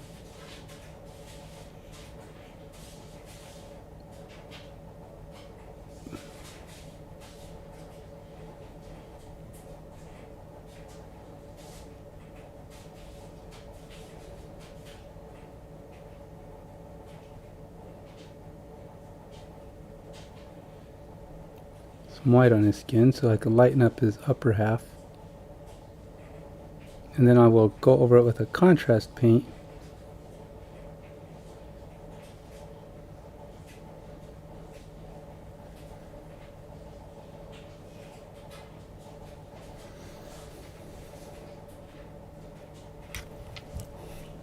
Not too bad. It's got kind of the right color. And the contrast paint will brighten him up a little bit more as I start switching over to a little bit this. I'm glad I'm doing it this way though, because he definitely is going to need some. So did I miss anything? He's got his hands are covered mostly. Yeah, I think they're covered.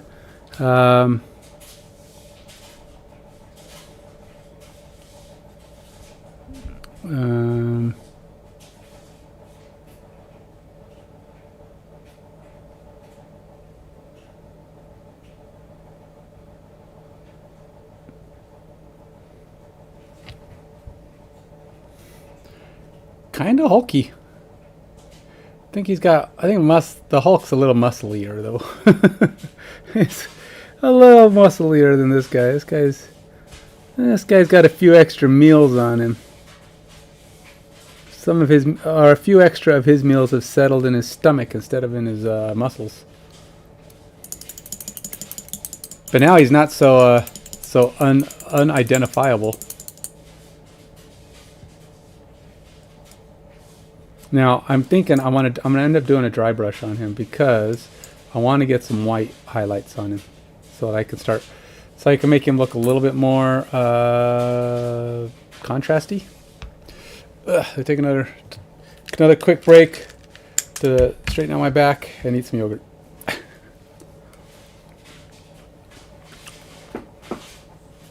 Uh-oh, my strawberry shortcake crust is getting a little soggy.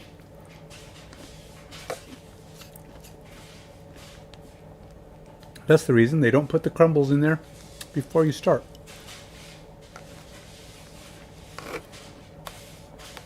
Now, usually, I just pour them up front and then dunk my spoon all the way in, and it picks them up as you go in. But I didn't do that this time. I mixed them in and then I didn't eat it.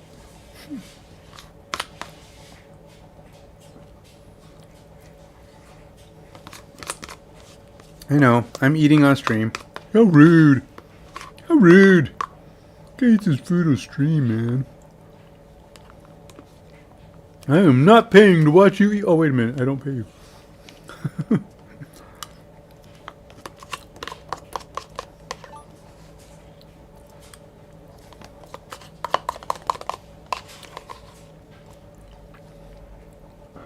I don't eat all the time, but I do occasionally eat while I'm on stream. It's just, you know. I know that you can't stand to be without my pretty face for too long, so I have to, like, just be on sometimes, you know, just to make sure that nobody's having withdrawals.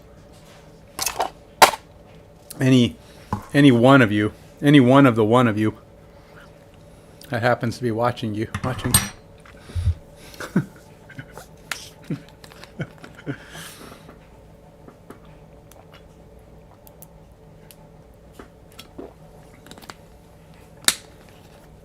It's like my morning workout streams. Get like 1 or 2 people. Usually it's the same people, but my stream keeps growing. I'm nearly 100 people on my on Twitch on both my Active Minds Gamer. Well, my Active Minds Gamer is like 115, 120, and then my workout stream is like 96. And then on YouTube it's like 60, 50, 60. I don't know on Active Minds Gamer, and like 15 on my workout stream. Yeah, I know. Workout stream doesn't do as good. Okay, so here's the deal, though. I got to start doing more and more videos, actual videos, where I put more, I don't know, something into whatever I'm doing. Videos are the only way to really grow. Streams, live streams, grow a little bit. They grow slow, but they're not ideal. So the only way I'm going to get this puppy to pick up some momentum is to actually start doing some videos. Now I have been doing a few, or at least turning some of my live streams into videos, which is better because people would rather watch a slightly edited live stream that's a video than watch a live stream. It's like, you can tell if it's a live stream, obviously, but if it's been edited slightly, you cleaned up some of the junk. That's kind of what I do with some of them. I'll take them and I go through and I cut out the stuff that doesn't mean anything. It shortens the video, gets it down to its meat and bones, and then it becomes a more streamlined stream. You know. I know, but it's such a time-consuming thing. Just doing one video could take a couple of hours or several hours, and you know, there's a couple things I'd rather be doing, like streaming, or working. I have to work, or you know, doing other stuff. I mean, it's just like there's a lot of things to do, and 2 hours is a lot of time to spend on one. And 2 hours might even be kind of generous. You know, it's not. It may not even be an accurate amount.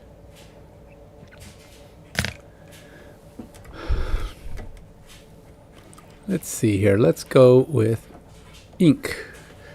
Game color ink. But usually I don't do a lot of editing, but something's better than nothing. Like I go through and like with my live streams, for example, if I'm doing I won't edit a video game stream unless I'm doing something that means something. Like maybe I'm talking about an update or something like that, where it's actually a video that might be something somebody wants to see. So you just edit out the crap where you're not talking about the update. But you have to listen to it, right? So if it's a 2 hour stream, you got to listen to 2 hours of the stream of yourself. And it's kind of good in that you're learning a little bit about how you present yourself. And sometimes I think they're okay. But also I go, okay, well, I just spent 5 minutes talking about something that had nothing to do with it. Chop, you cut that out. And then you do the same thing. Like if I'm doing my Frosthaven one, I'll go through and it's like, okay, well, I was talking about nothing there. I was fiddling with the camera there. I was digging through my junk over there, and you just cut all that junk out and get it down to just the game. So you end up cutting 30 minutes off, an hour off. Makes it just the part that's the meat, and then that's what people would rather watch, which makes sense. But it's also time consuming. So that's why I've only got like two of my Frosthaven streams on, and I've done like 20, you know. Alright, so this is going to be interesting. So I gotta put this right in the middle again. Shouldn't take that much, but take my nice dry brush. This might even be too small. Do I have my big one? Is this my big one? I don't think that's my big one. I think my big one might be underneath the camera. Yeah, this is probably big enough.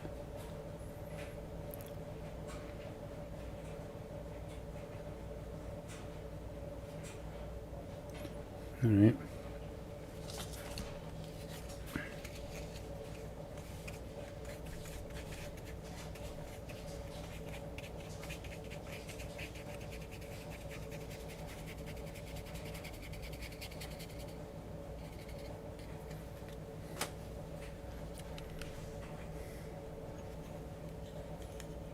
This guy's heavy, man. I gotta really hold on to him tight.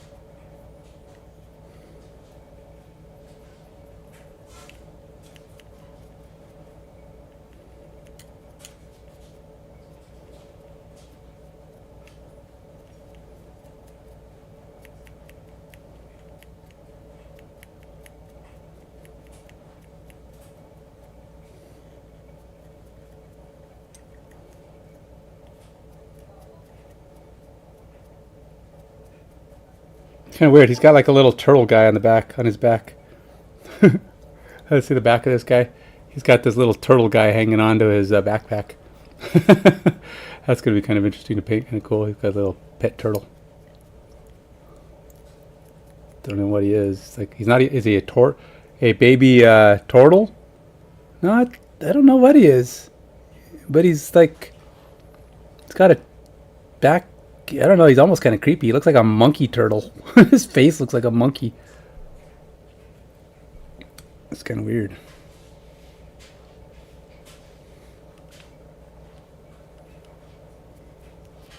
All right, that's good. That should be good for that purpose, for what it's supposed to do. Just give me the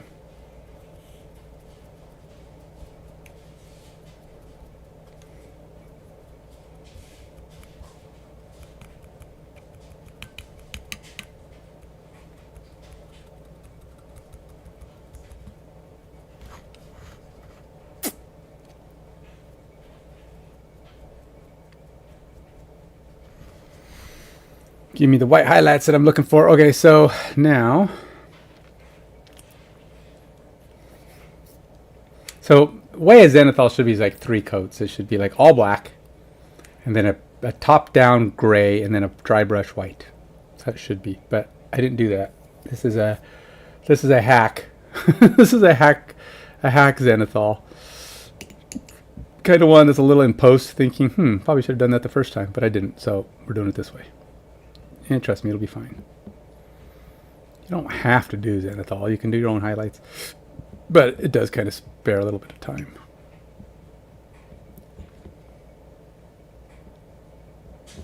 And this will help with my next coat, which will be bringing the green back a little bit, but it'll contrast. It'll add contrast paint.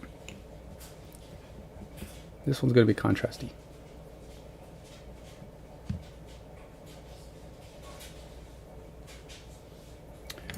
All right.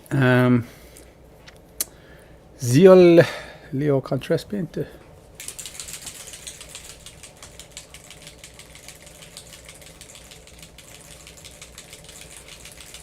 right, so what have I done so far? Let's add some colors. All right, so I did the ink. I did this color, and I did my Viper green or leaf green, I think that's what I went with. And we will go to the palette, and we will scan barcodes.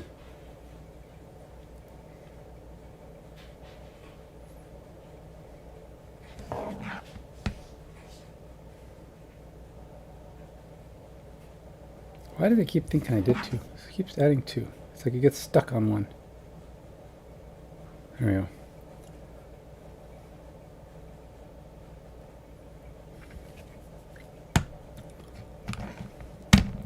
Now, according to this picture, Shamrock Green is a, I think that just means it's contrast. I hope that just means it's contrast, because if it's not, it's going to be weird. It's not. It can't be metallic. That'd be silly. That'd be just silly. It doesn't look like metallic. It doesn't have a metalliciness to it, so we'll just go with my belief. We'll see how accurate I believe it is. All right. Now this is a contrast paint, so I'm going to use a bigger brush.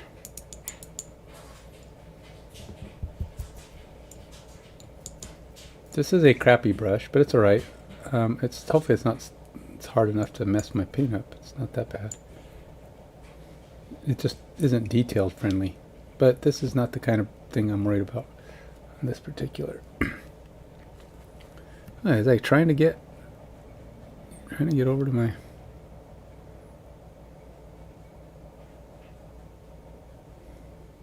Right.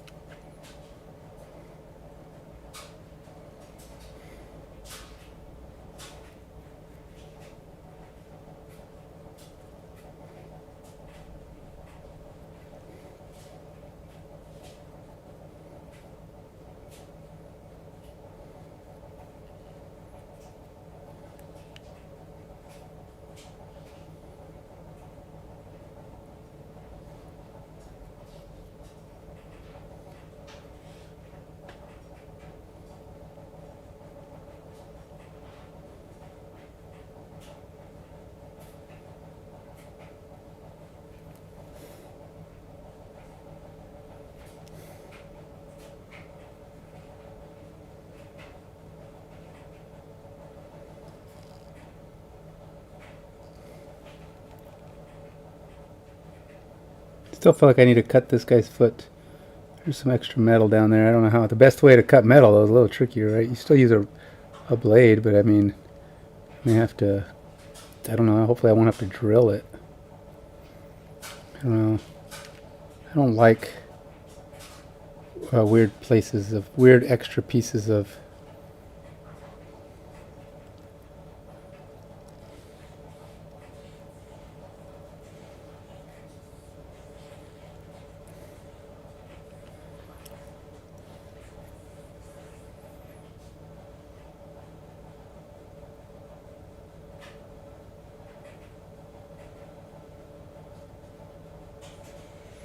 Of metal or of anything of model. It shouldn't have extra stuff lying around. Don't like it. Don't like it, I tell ya.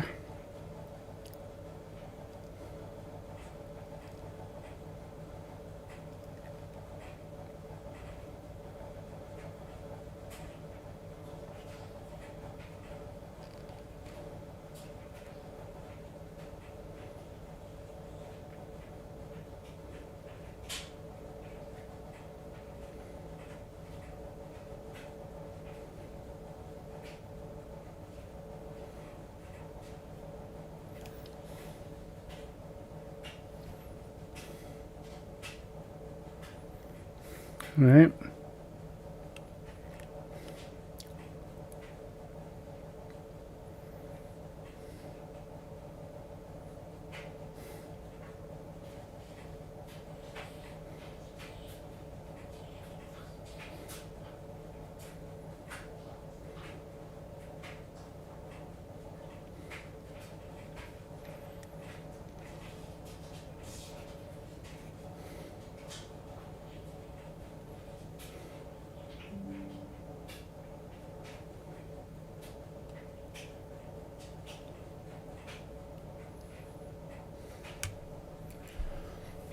There you go.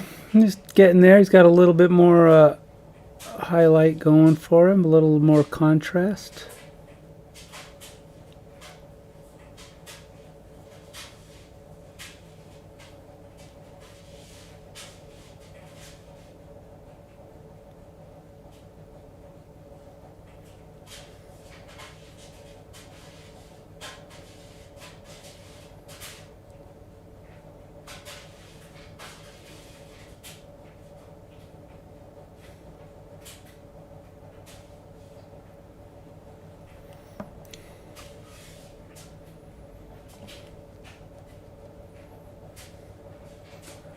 Now, when I talk about what I need to cut out, you can kind of see, I don't know, maybe you can't, but so you can see behind his foot here, his ankle cuts back right there, but there's no gap here. And the same thing on this side. You can kind of see where the metal drops right here. There's no gap, and there should be a gap. And it's driving me nuts. Because it feels like, I don't know, like the metal just didn't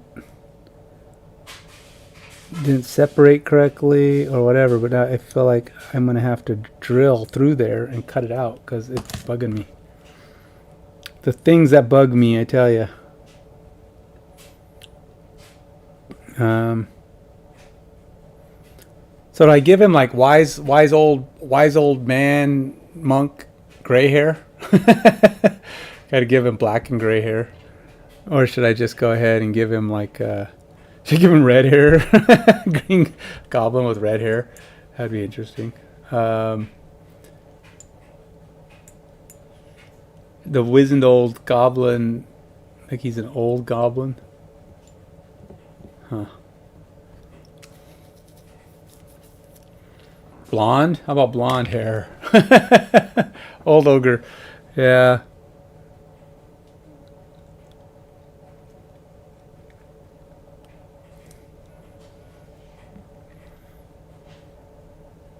I mean, I kind of already have him with gray hair. Oh, his ears. I didn't even paint his ears. His ears are white. I gotta get those ears into the normal green zone. Totally didn't even bother with his ears.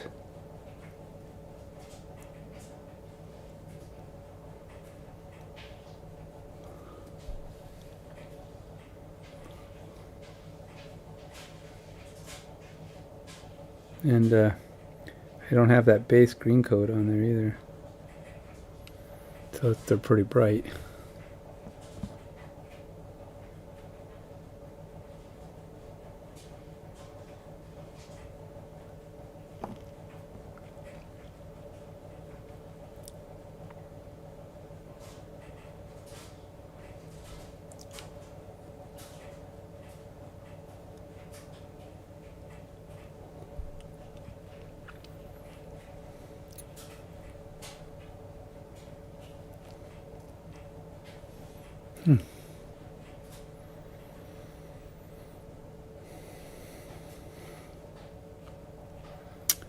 Okay, so I do kind of want him to have similar color scheme to my other monks. And this, I think is going to be a fur, not a chain. It's going to be a fur, like a brown color. He's a monk. I don't feel he should be wearing chain. So it does kind of look like a chain metal, but it's going to be made to look like a fur metal. It's going to be a fur, like just a furry vest thing on him. And I will put that over him once I put his pants. So it's got to be kind of a dark blue. What time is it? Oh, I've got a little time. Got a little time yet. Let's go with, let's do some. Now, since I don't have, he's not wearing a similar, like, skirt type covering thing on his waist. He's going to just have to have his pants be the same color, which I believe I think the monk is like a royal purple. I think that's what I was using.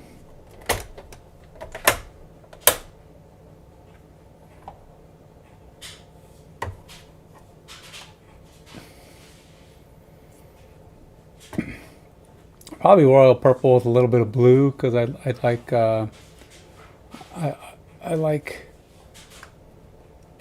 blue to be in it. I don't want it to be totally purple. And it's Prussian blue. Maybe I just switch to a color. Maybe that's more like I need in Prussian blue. Instead of going with the royal purple, if I go with the Prussian blue, it's kind of got the purple in it. It's already kind of the color I think I want. Let's just try switching it up. Go straight for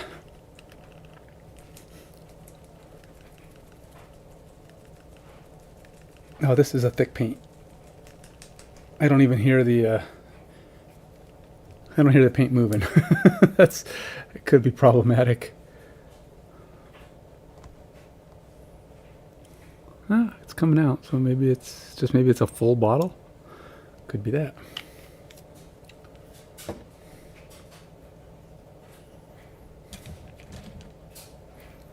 It's gonna have to be a bigger brush though. That's gonna drive me bonkers trying to paint with that.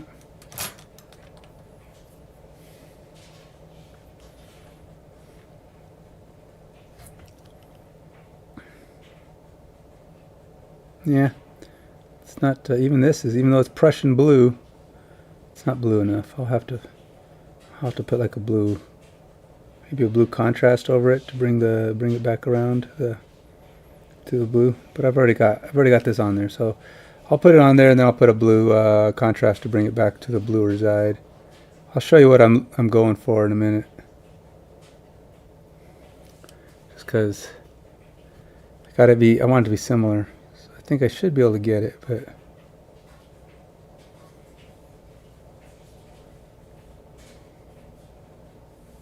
oops.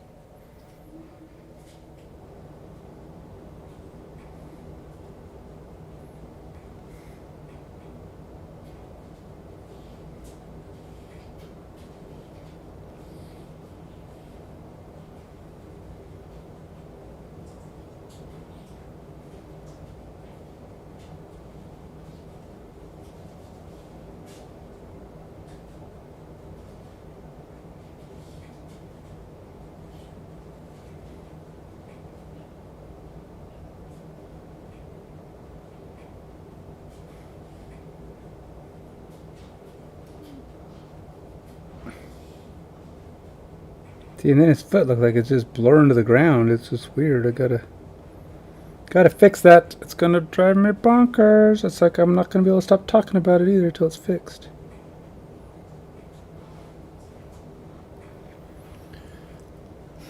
Yep, too purple.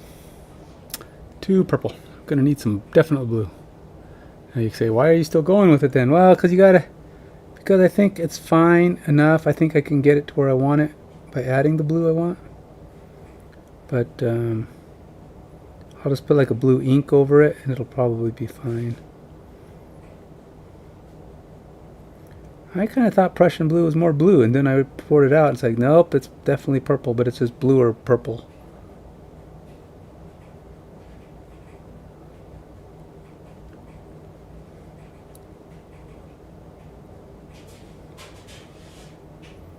But now I know. This is what happens when you don't paint the tip of your bottle. This one is not painted. Oh, it is painted. I probably should have looked at that. Look at that tip. That tip is definitely purple. What am I, what am I doing? That's why you paint the tips, Ken, so you'll look at them. Stop trying to look through the bottle, you nincompoop. Yeah, I said nincompoop. That's a thing, you know. It used to be anyway.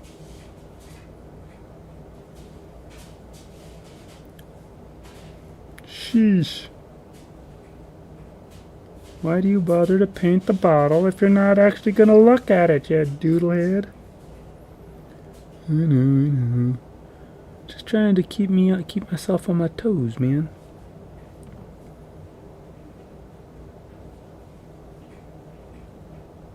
I do that at work too. It's like, I'll go, this is good information. I'm going to put it in my my OneNote so that next time I need this, I'll have it in my OneNote.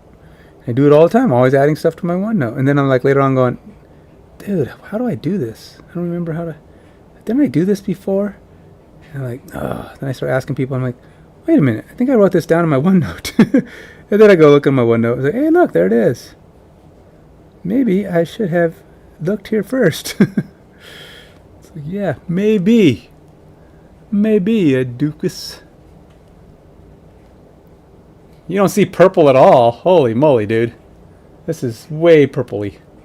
This has got, it's almost purple. It's almost just purple, but it's blue. It's Prussian blue, which is very purple. But this is purple. I mean, that's like dark royal purple. I mean, that's like the root of all purple. But no, it's like I'll show you blue in a minute. I'll show you the difference of a blue paint. But no, this is very, very, very, very purple. If there's one thing I'm not colorblind with, it's colors that involve blue. I can see, I don't know, my eyes can see blue in every shade. But throw some reds and greens at me and things can get kind of interesting. So it's like I'll look at people who are like, dude, how do you not see that that's purple? Or how can you not tell that that's blue? Or even like black.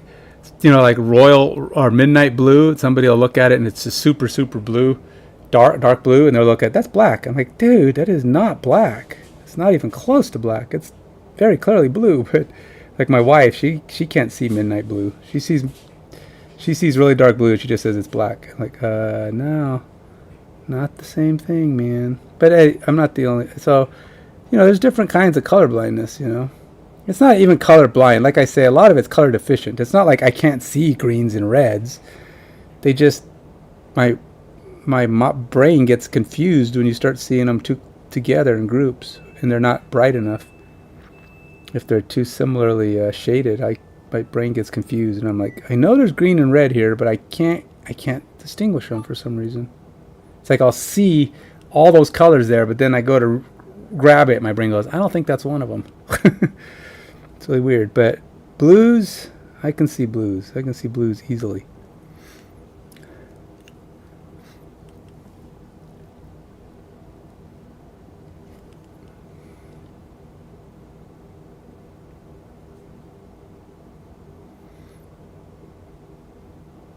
It's kind of hard though to see them when they're sitting on your wet palette and then they puddle up and then they just turn dark. When they're in a puddle form, a lot of times these paints, when I'm dealing with browns and blacks and I put them on my paint palette, they all look black because they just puddle up. And then you take a little bit of it and wipe it and go, whoa, that's brown or black or green. It just, once they puddle up, they just, all the dark pigments float to the top, and you're like, ugh. So I just end up putting more on my palette because I don't know which one's which.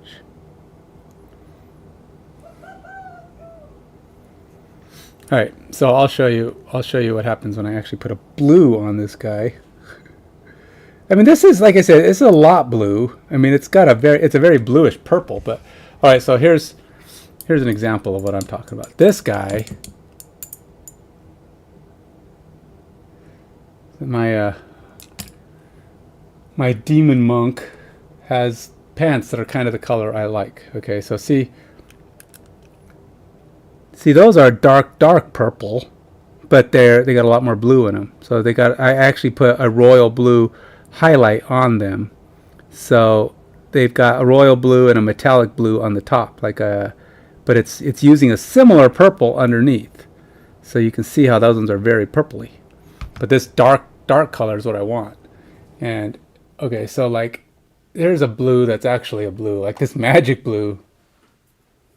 See, that's blue. That's not blue. That's purple.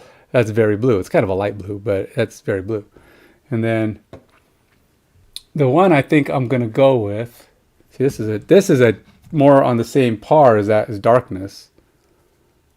Purple, dark blue. So they kind of a dark purple, dark blue, but again, two different colors. This is royal blue. So it's the royal version of this, royal blue and purple. But I think I used, obviously I was using a metallic, so I should probably try to find the same metallic. It's probably gunmetal blue that I used. Where's my gunmetal blue? It's probably on my metallic page.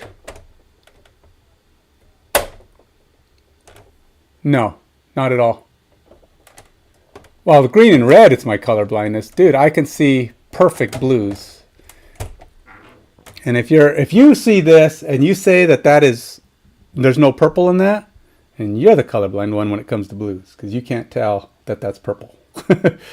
That's it's Prussian blue, so it says blue, but it's a purple blue. It's a bluish purple. Like these are blues, that's a purple blue.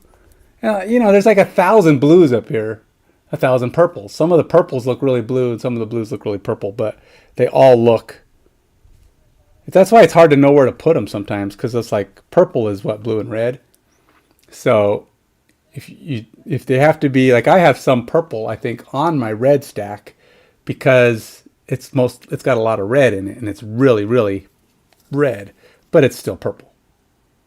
So it's like there's so many shades of purple, because really when you think about it, blues and reds are just blue and red. There's black, there's light blue, dark blue, and blue, and the shades of lightness and darkness in between.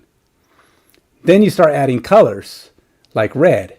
Now there's just purple. If you really think about it, there's like 1,000,000 shades of purple, because it's just a little bit more red or a little bit more blue, whichever way you go. So there's a lot more shades of purple than there are blues and reds, because blues and reds only have blue and red. Because you add any color to them, they're suddenly another color.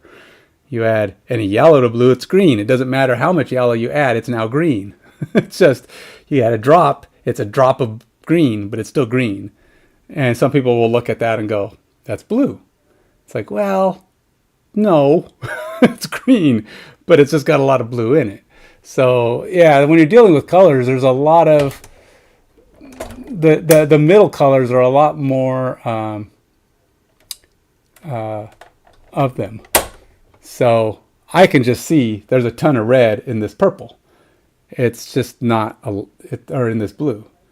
And so, it's like there's some here that are red that are very clearly like a pink or even an orange, because you can't add. The problem with light red is it's basically pink, right? Because the more white you add, the more pink it turns into. So red is really hard to get just to be a different shade of red, because everything you add turns into something else. So finding vivid, or I don't even know how they change the different shades of red, because there's just either a lot of black, or there's like this different, I don't know, pigment that they use to get it to look red. Old Man Pants Blue. Old Man Pants Blue. Wow. I want to see him. I want to see him name a paint that. I want to get me a bottle of Old Man Pants Blue. I've never heard of that one. That's a that's a good one. I'm gonna go back and name my title, my stream that. I'm gonna call this one "Painting with Old Man Pants Blue." And like, okay, so this adamantium black, I actually painted with that one time, and it is not black. I mean, it's kind of black, but it's not really black. It's kind of like a, I'd have to show you something that's adamantium black. What did I paint? Oh shoot, I think it was one of the ones I gave away. I don't think I have it. It's kind of almost like, it's almost like a dark green. Once you actually paint it, it's almost like a dark green. And you set it next to a black, you're gonna go, yeah, that's definitely like a green. And it's probably the specks of silver in it. Silver is kind of a green color. It's silver is a shiny, really, really, really, really, really, really light green is what it is. So silver's based with a green. And that's why it kind of turns, that's why when you have fake silver, your skin turns green, because they're using green in it to try to get that silver color. It just fades off and loses that sparkle. It's the sparkle that makes it look silver. It's like a white and green turns silver. Here it is, gunmetal blue. So there's gunmetal blue. Now it's also kind of got a purplish hue, but it's once you put it on, like it works pretty good. It's a good color for kind of getting where I want to go. Let's see if that works.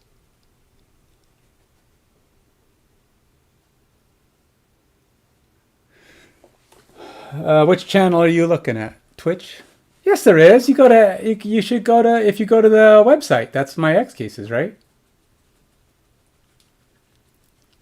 I updated the webpage on there. You pointed it out the other day, and I went and updated the webpage. So I know it's got AMG Direct right there underneath my name. AM Games Direct. Yes, there is. I'm gonna make it go. All right, I'm gonna go look. It's right underneath my title, right underneath my name. It says AM Games Direct. Make me go prove right.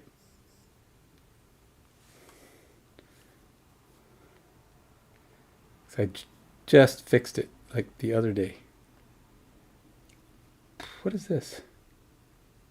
Sent out multiple trade requests. Might want to take a look. Somebody's really trying to trade with me. Oh, let's trade with somebody. Okay. Let's see. Where is my... this is AM.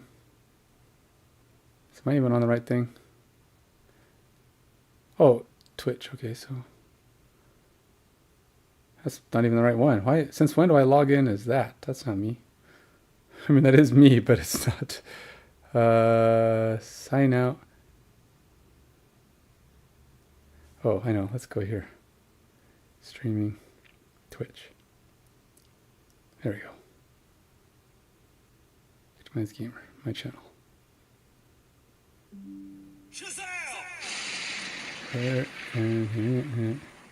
Where is it?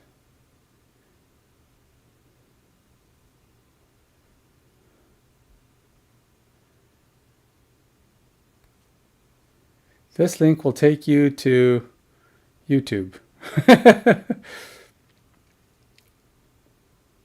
There it is, AM Games. Active Minds Games right there. Okay, well, it takes you to my Active Minds Games YouTube page.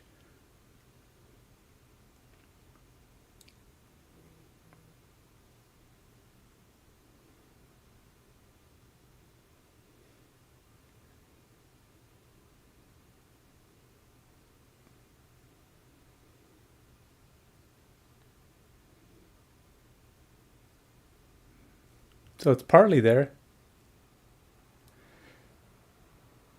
And it's in my description of the video. If you go to You should be able to see it in the description of the video too, because I think I put it on there. Whenever I update it lately, I've been putting it in there. But yeah, I suppose I should probably have one that goes straight to it. Great job. You earned the top contributor badge in miniature painting. Oops. Top contributor? What'd I do? I posted one video or one picture. I posted exactly one picture in the last 6 months. I earned top contributor. What? I don't know how I did that. Oh my gosh. What is this? You're grading my website? You got question marks all over it. All right. I'll fix it. Just not this second.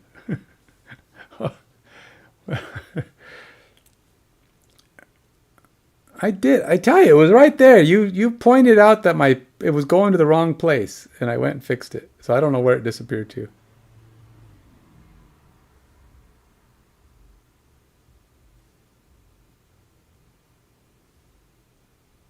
It was there. Oh, I'm hearing myself.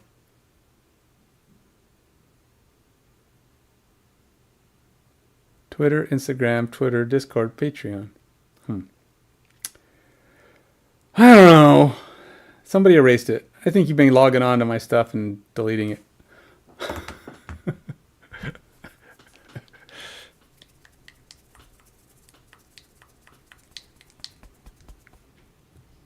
No, it's taking to the right YouTube channel because I purposely am redirecting everybody to Active Minds Games, not to Active Minds Gamer. What's the point of sending them from Active Minds Gamer on Twitch to Active Minds Gamer on YouTube? There's no point in that. It's like they're on Twitch. Why would they want to go to YouTube? No, I send them to YouTube's Active Minds Games because that's where I want them to go look at Active Minds Game stuff. That's where they need to be. The whole thing is trying to promote Active Minds Games, not Active Minds Gamer. They already know about me because they're watching. Going to YouTube doesn't do any good.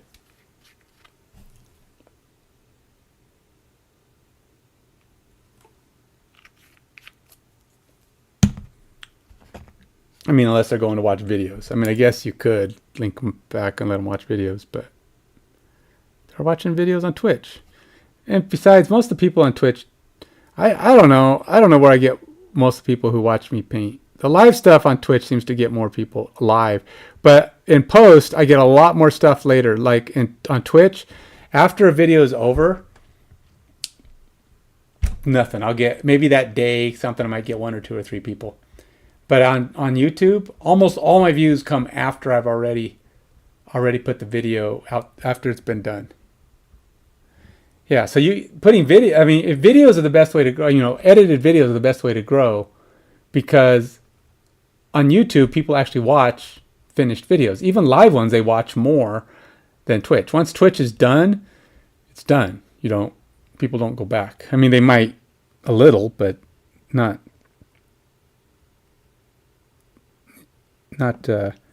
this is definitely going to be better, but it's probably still not dark enough. I think I need to add some blue to it.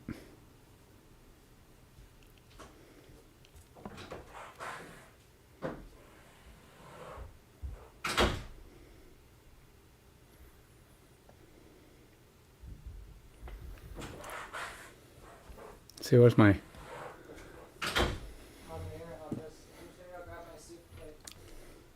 It's definitely not dark enough. Okay, so I got to add a little bit more blue to that. So we're going to go with... guess we're going to go with royal blue. Just to get it a little bit bluer. Yeah. Well, the thing is, you know why? It's because it's the same problem on YouTube. People prefer to watch edited videos, but Twitch doesn't do edited videos. It's live videos. So what's the point? I mean, if they do it, it's certainly not something they make easy to do because I haven't seen it. And I don't know why you'd want to do it. I mean, that's just really not what people go there for. Jeez, I just dropped my brush. That's not what Twitch is for. Twitch is for talking to people, socializing, and people come back to watch you on Twitch because because it's a personality game, right? Or skill game. And you just have this great personality. People want to talk to you. You're entertaining. You just got something going on, or you're just an amazing gamer. That's really it. And if or you're amazing at what you do, like there's some painters on there that they're spectacular, but that's the only reason you go to Twitch. You go there to watch the people who are amazing at what they do, in some way, shape, or form. If you want to grow and you're kind of mediocre, you got to be kind of entertaining, kind of informative, kind of a little bit of everything. And you have to do edited videos because live you're not. Most people aren't entertaining enough to do live. There's some very talented editors, though. People who've done really good.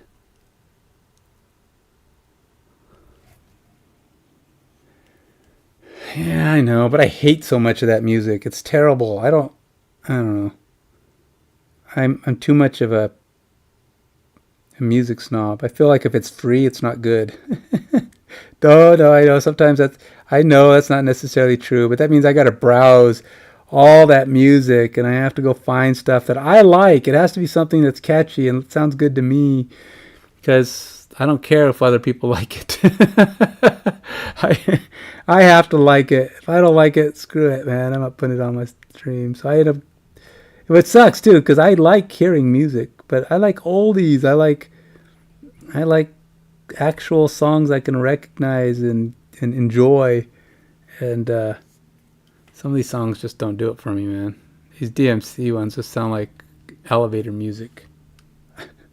Not all of it. I know there's some good ones. Actually, what's his face? There's a guy who does a lot of videos about how to make Twitch videos and YouTube videos. He does a lot of that stuff. Very informative guy. What's his name? He's a blonde guy. What's his name? I'm trying to remember.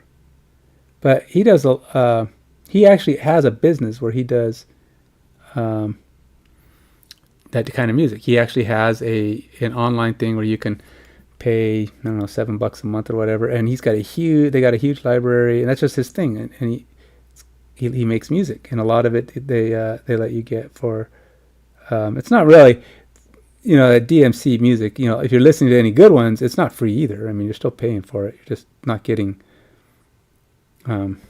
docked. Hey, it surprised me the other day when I got a couple followers while I was streaming, and my Superman follower announcement thing went off. It plays the Superman soundbite, and I know, but I don't like that. I have to like it. I don't want to be sitting here listening to unenjoyable music. No, anyway, when my Superman soundbite went off, I was like, okay, well, those 15 seconds that it takes for it to finish is going to get muted by YouTube because YouTube muted it the very first time it went off. But you know what? It's gone off like 3 times since, and they haven't muted any of them. It's like, oh, all right, well, that's weird. I don't know why they muted it the first time, or maybe they just haven't found it the second time. But they only mute those 15 seconds that it's going off, which is kind of funny. So I'd have to go back and edit my stream, cut those 15 seconds out so there's no mute in the middle of it. But it's just muted. It's not like the stream went away. It just goes quiet for 15 seconds while the soundbite is being played. I don't know, maybe they're going to yell at me. I got banned once for like a day. Not for music I was playing, for doing on my workout stream. They blocked me from uploading new content for like, I don't know, a day or 3 days or a week or something like that, because I was doing my workout streams where I do other people's workouts, right? I was doing Beachbody.com, and I was talking about it, giving a little review on it and doing the workout. And apparently they said that was a no-no. So I and I did it twice because I didn't know that I got blocked the first time. So I did another one. Then I went and looked online. And I was like, hey, wait a minute. Why are they blocking me? And I looked on it, and it said I was putting up, I don't know, illegal stuff.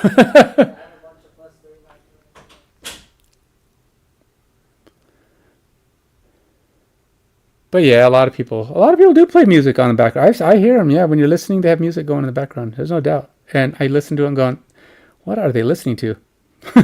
It's like that. It doesn't do anything for me. It's like if it's not entertaining, why bother?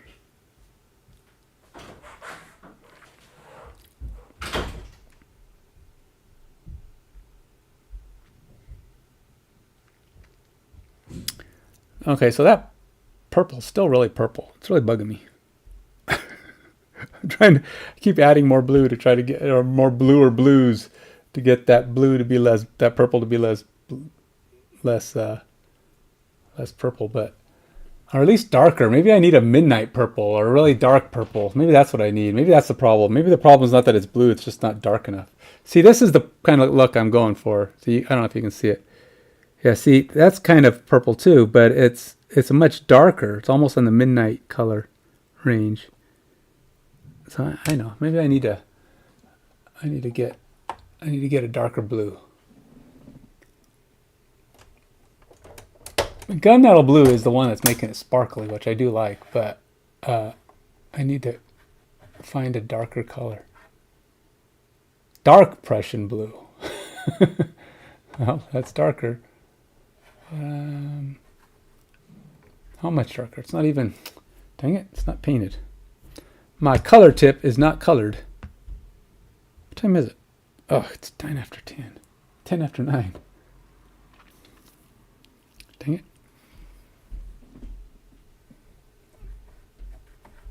Yeah, I think the problem isn't the blueness right now. I think it's the darkness. I need it to be darker. Where's my midnight blue?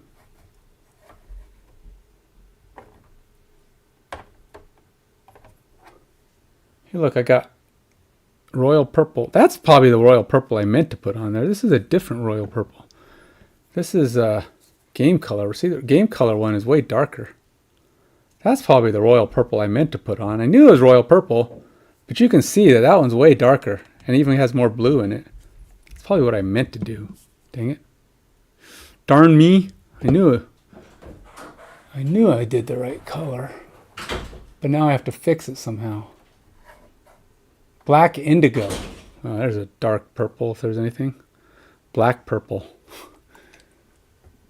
I want my dark blue. I know I have a midnight blue here.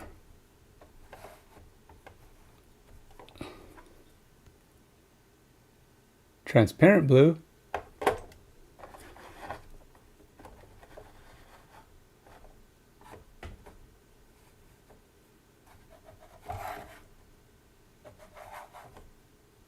Blue ink. Ugh. Actually, that's violet ink. Purple.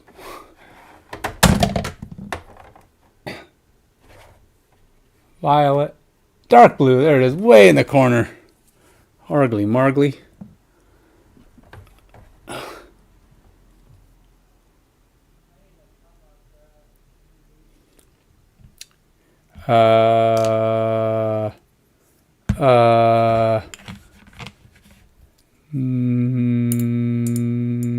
I don't know.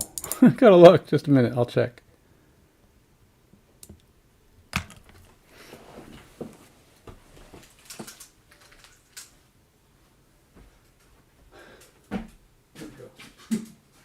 Where it is.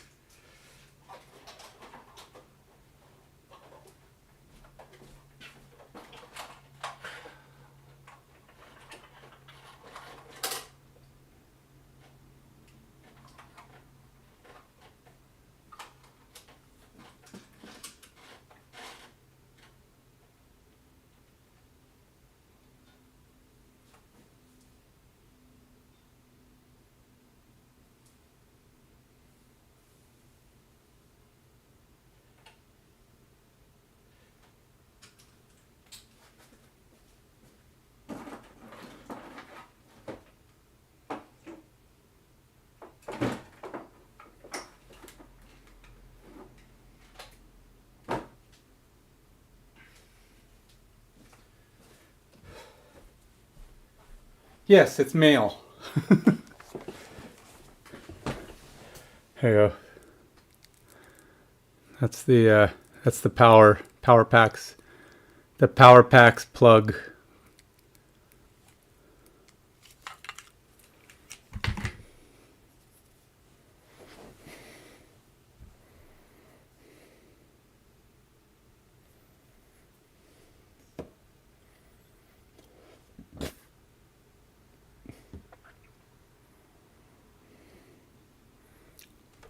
I still don't think that's right blue. I know, I'm just saying, I found it. Then I'm like, no, I don't think I found it. It's not midnight blue. I want my dark blue. Where did I put my dark blue? Dark blue, where'd you go, man? You're teasing me. You're distressing me out. I have a lot of violets and turquoises. Turquoise, geez, that one's like a green. Blue, violet. Every kind of blue I can imagine is up here. A lot of purples that are just purple.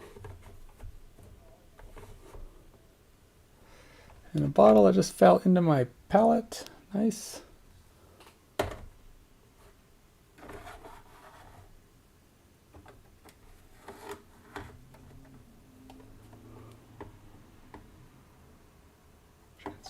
Which is just an ink. Huh. I think I know why it's not up there. Because it's not up there. I think it must be on the wrong shelf somewhere. That's all I can figure. Alright, so let's see if I can get the darker look using this royal purple with a dark color. Other than that, my only other option is to go with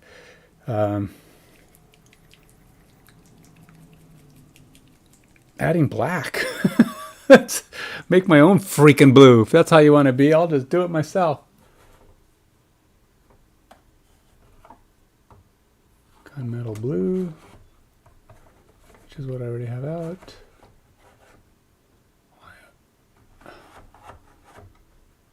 Yeah, huh. 'Tis a mystery, man. 'Tis a mystery.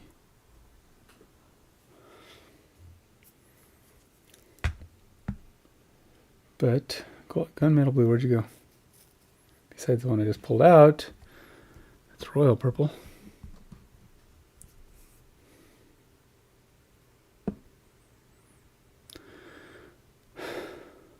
Did I put it away?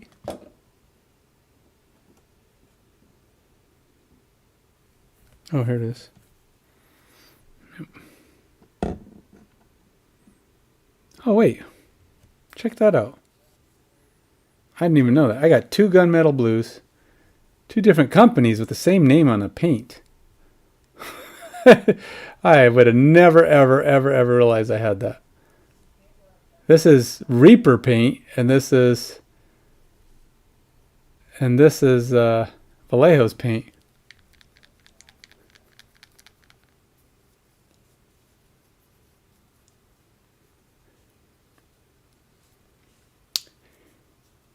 Yeah, very little, like $1. I also upped the price of the LEDs, so every case costs more now, but I have to offset it somehow. So if you buy the thing on there, you'll actually make out because you got your cases cheaper.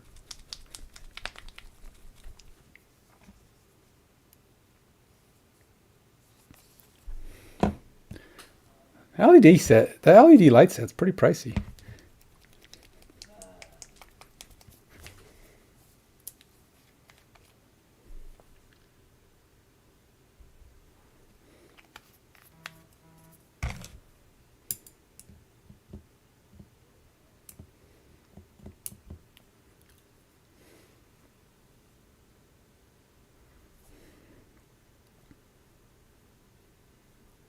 Yeah, this is way darker. It's way more what I'm looking for, I think. It's still purple, but it's not nearly so what do you call it? Light? Where'd I put my goggles? Okay. Where'd I put my goggles, man? I walk away. Did I take them with me all the way back there?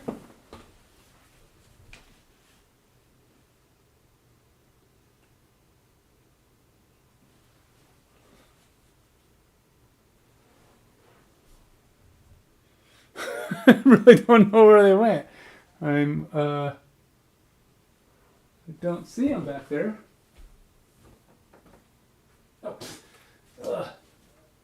Nothing like making it complicated, man. I stuck them in a box, in the lid of my Frosthaven box. Jeez, Ken. What are you doing, man? Come on, Joe Monk. Get your color on, my friend. Let's go ahead and add some gunmetal blue to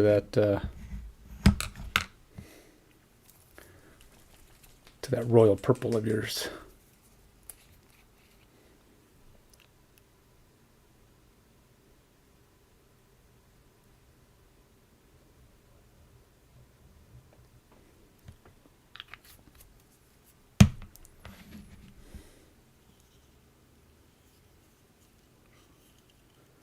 Oh, you're looking for a USB one, huh? Well, you know that they have Alexa outlets that are just. I have one on my back wall here. There's Brooks Outlet, 6.4 miles away on Bothell. Other highways. Alexa, quiet. That actually worked. I can't believe it did it. She actually listened to me. But no, they have outlets that actually have plugs on them that are Alexable, so you don't have to use a USB. I use those all the time. I mean, I have two of them. I have one back here on my wall by my bike, and then because I used to use it for my what do you call it, my camera light set, and then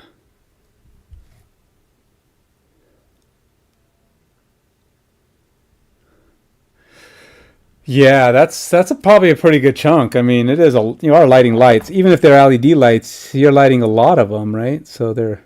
Oh yeah, this is perfect. I think this is the color I meant to be using. Still kind of, like I said, the color is still purple, but this is just way darker.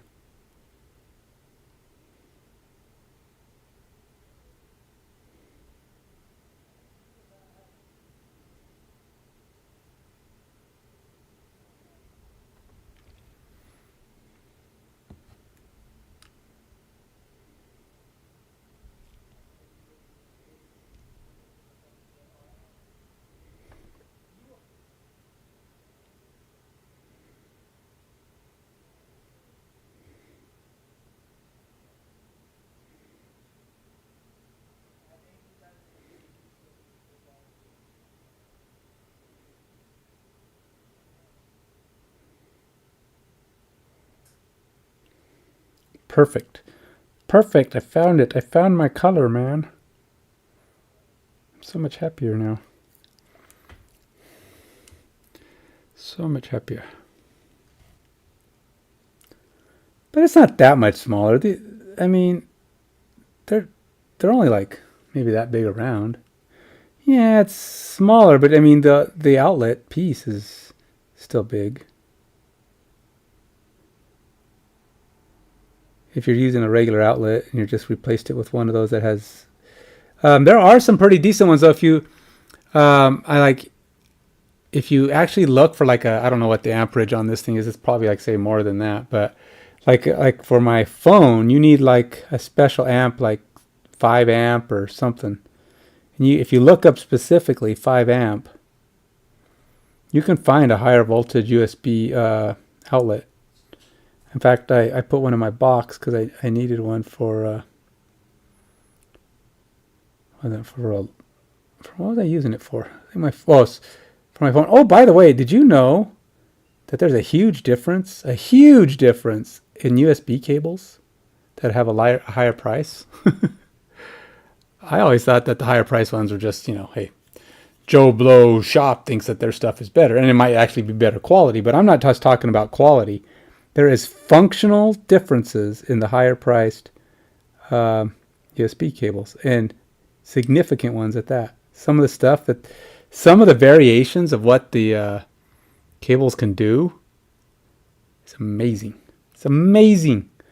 From everywhere from better at power transfer to better at digital video, better at everything. I don't know if you saw, I think I posted it on my Facebook page. Well, by higher priced, I'm not talking about a $12 one versus a $6 one. I'm talking about a $26 one versus a $12 one versus a $150 one, which, by the way, Apple, see, this is where I found out about it, because I was watching a video that was talking about Apple has a new USB cord that costs $150. And they were talking about what is the difference between like their $150 one and the all these cheaper ones that you can get. Now, I've already bought a $26 one because I know it's video transferable. Like I couldn't even use most of the ones that you buy for like a phone or whatever, because they wouldn't be able to transfer. They can't transfer video. They don't have the speed or the necessary capability in them. And they're just USB-C cords like everything else. They all look the same, but ultimately they're totally different. So this video, I think it's like I said, you have to look at it. It's on my Facebook page. It goes into them. They actually X-ray them. They do like this almost like an MRI type thing, CAT scan of these cables. It's really cool. They can go way deep, and they look at the deep all the circuitry and junk in these videos. So like they have these $3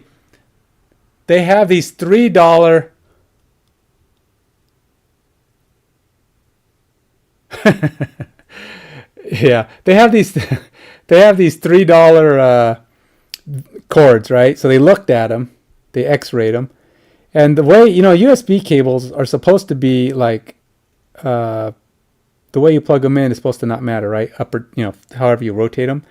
With these $3 cables, some of them, they have, so the way the USB cords are is they have these two prongs that are going on both sides. So no matter which way you flip the USB-C, the prongs will be caught. While some of them only have, and there's like 6 or 8 different prongs. Some of them only plug in or only activate 4 of the prongs. Like those prongs aren't even all doing what they're supposed to be there for. Okay, so they're only using 4.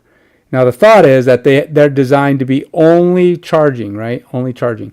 But on top of the fact that they're only using 4 prongs, only one side of the prong is active.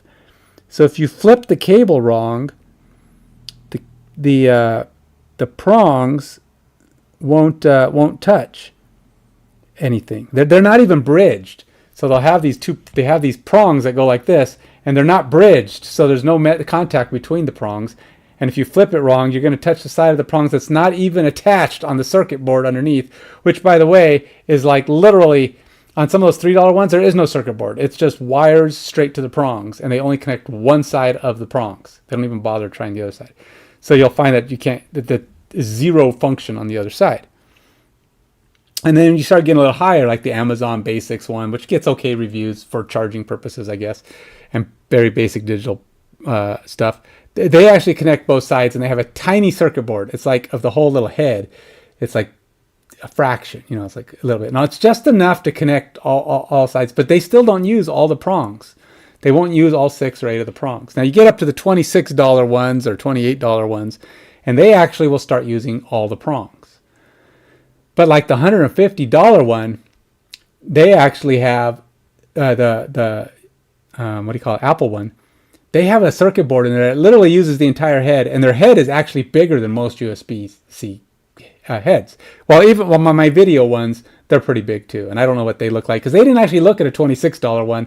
They looked at the $150 one, and then they looked at the $12 and the $6 and the $3 ones. And it's just amazing how much more tech and how much more sturdy and robust they are underneath the plastic and the cables.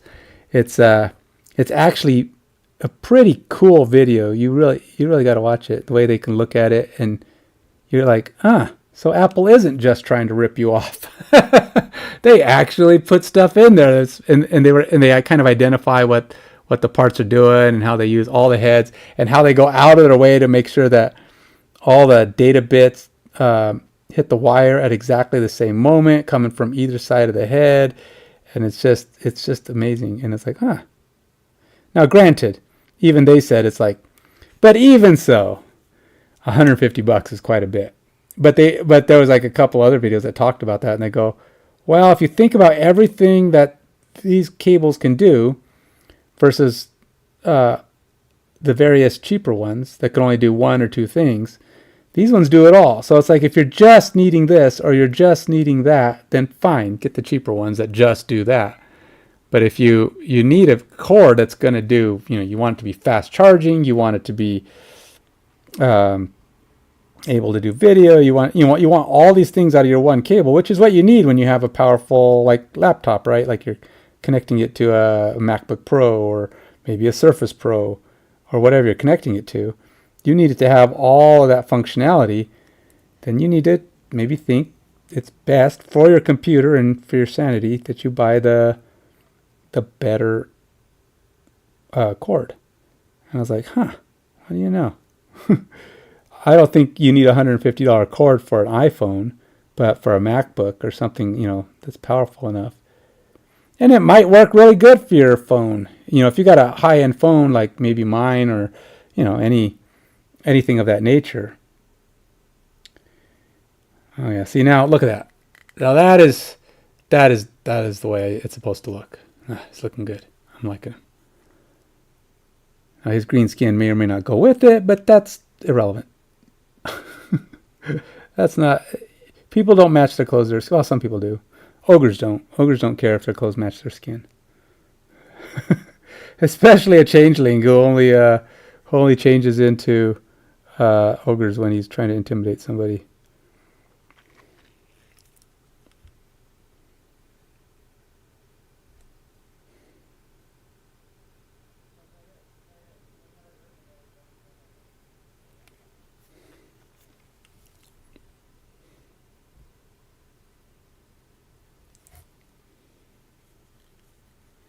More olive?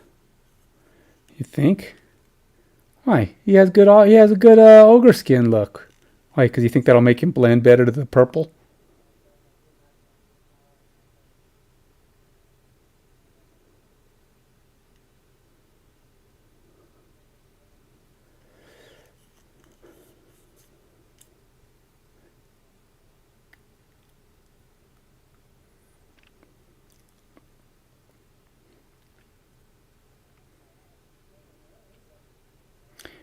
Yeah, it's gonna look weird when I turn his outfit into fur. It has a furry look, but it's also got a chain link look, and it's supposed to be a chain link vest of some kind. But that's just not right. It's not gonna work for me. I'm gonna try to do it brown, unless it just looks really bad. I'll probably go with the brown or gray or something that makes it look more like fur than like chain link. But I don't know. We'll see. I don't know how it's going to look.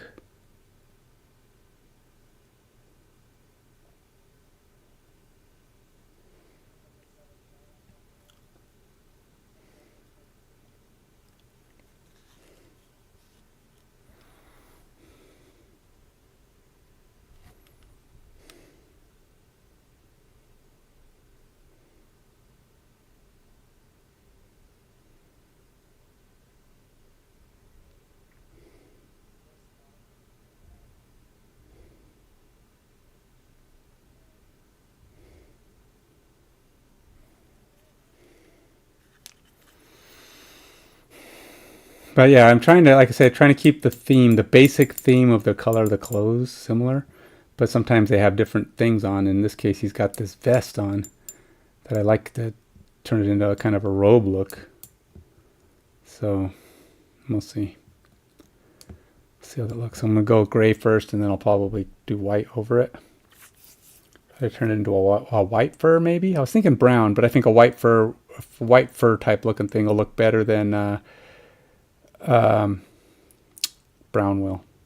Too many colors. White is neutral, so it should look better. or like a furry gray, like gray wolf kind of thing. But he's definitely got some good color on him. He's almost usable now, at least as far as being, a character on a mat. I got to put some paint on his sword and his staff, and he's got a lot of things that need to be done still, but he's definitely there. And I got to start coloring his base a little bit once that gets fully dried up. But yeah, he's making progress. Tomorrow is D&D night. Finally, get to play again. Not for me. I mean, I'm the DM, but I don't even know what I'm doing tomorrow.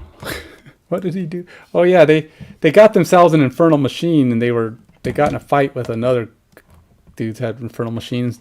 They killed them and stole their infernal machine because theirs was better. And so there's some weirdness about how the infernal machine battles go, and I was like, this is dumb because it's like this big infernal machine that the bad guys had. So as a DM, you kind of want to be able to play, right?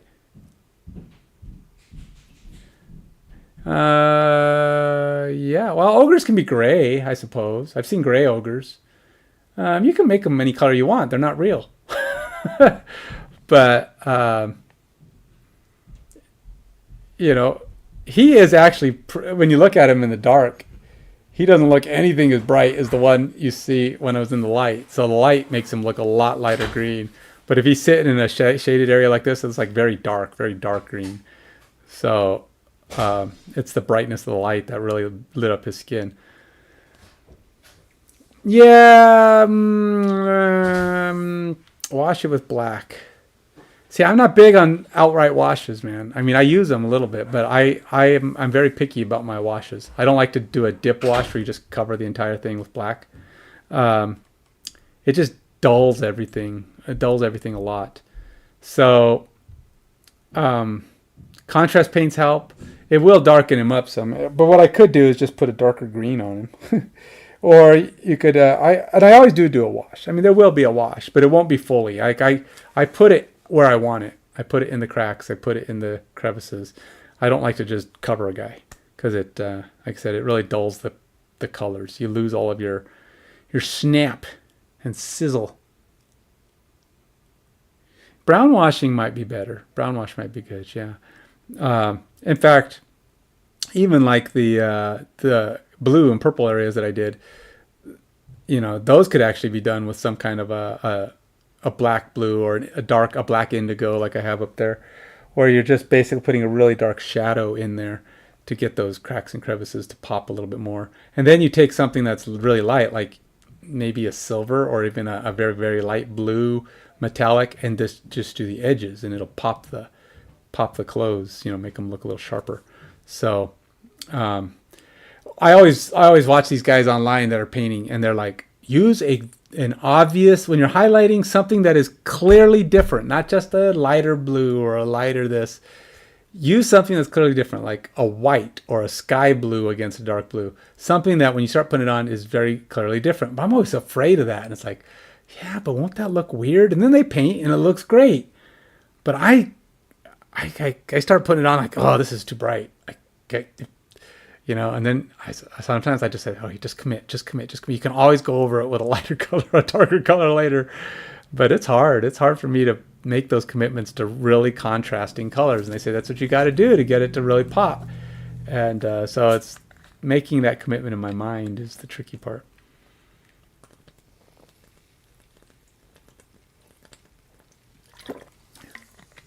It's like that Beholder I'm doing. I'm having trouble in my mind resolving how to fix the skin.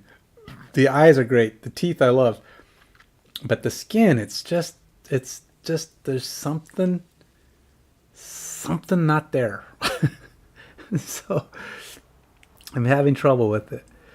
And I've also noticed that the blood on the teeth got really dark, which is what blood will do when it dries, right? But it got really dark. It was much more red when I first put it on. So I may have to go over it with a lighter red, or maybe highlight it with a vermilion or super shiny red. Well, he's got texture. He's actually got, what do you mean texture? He's actually got like that's part of the problem. It's like this, the sand looks like it's caked on sand, which is what it's supposed to be. But it just looks wrong. It's like, I don't know, like maybe it's not naturally positioned. So I've been trying to correct that. Maybe, yeah, I don't know. Yeah, he's kind of gritty. Well, no, I didn't actually put grit on him like dirt. I don't have fine enough dirt to put on characters. There are some, from what I've heard, there are some technical uh, paints and stuff out there that have super fine grit, which might work, but he's pretty small. Super fine grit, even then, might still look like he's got specks of actual dirt on him. I don't know. It's hard when you're talking about something as small as he is. To put actual grit would create a disforming shape on him. So I don't know. I don't know how many people have actually done that. Actually put true to life grit. Because even like beach sand, which is super fine, like silt, would be super fine sand, but it would still be, I think, even too big for something as small as the Beholder. So I don't know how you would get super fine grit to actually be on him. But no, he's got his skin, the way the paint dried, it's a lighter paint, but the way it dried up like old man skin, which is kind of like what I wanted in a way. I mean, it was good because I didn't expect it to do that. Like old man pants, except old man skin.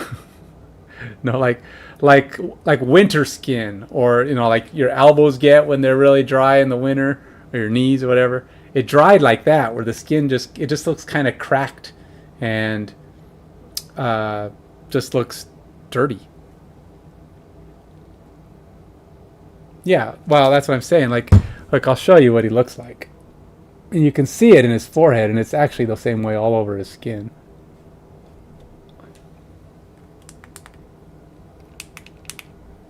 See, if you look at his skin, he looks very dry and cracked all around here. He's got this dry, even in this area here, it's solid paint, but it's very cracked. And same thing up under his eye. This is solid paint. It's all cracked.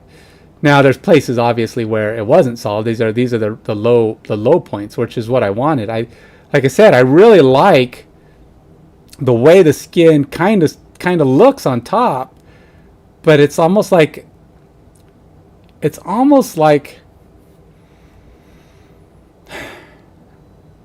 don't know. I guess what I'm thinking it looks like is like I put this sand. This is supposed to be like a sand where it's covering all the highlights, and maybe I went too deep. That could be it. Maybe I actually went too deep with some of these colors, and it went farther into the cracks than it should, and it's created this rounded look, which is taking away from the sanded look, the sand covered look. And that could be what's throwing me off. I don't know how I would fix that other than to try to go in the cracks again with some more of this red color, or this, what I call, this is actually a brownish red I put in there. And like I say, for the most part, I really like the way everything else came out. And I like his skin. I like the colors of his skin. But there's something off. One suggestion was to actually just put gloss inside these cracks. Well, one guy suggested I gloss the whole thing. I'm like, I don't know, because then that kind of takes away from the dry dirt look. I'm thinking if I just put gloss in where the red zones are, these dark zones, it'll make it look like where the sand color is not, is wet, evil, wet, gooey skin. That's my thought. And like I said, you can paint over gloss. So I'm thinking that's going to be my next thing I try, is where I actually try to put gloss varnish inside these cracks and crevices, and just see what that does to the aesthetic. And then I may have to go over the areas I accidentally get gloss on, which I inevitably will on the higher parts. I'll have to go over, maybe I'll do a dry brush over it with this color again to cover up the varnish that's not supposed to be there, and just see if that gives it a more alive skin look. That's my goal. Yeah, that's what I'm thinking, and that's what I'm thinking the gloss might do, and I might try that. That'll be my next thing I attempt with him. But I got to keep this guy hidden, kind of, because he's a gift, and I don't want the gifty to see it tomorrow. But I don't have anything to stick right in front of it. that blocks his view completely. Stick a bottle of paint in there to kind of cover him up. Make him just less obvious. It's already pretty hard to see, but actually if I put it like that, a bottle of paint in here, all is in here is minis. And the first thing they're going to notice is, why is there one bottle of paint in that one case? They're going to see that for sure. That's going to stand out like a sore thumb. I'll be like, because none of your business, man. Stop looking at my cases.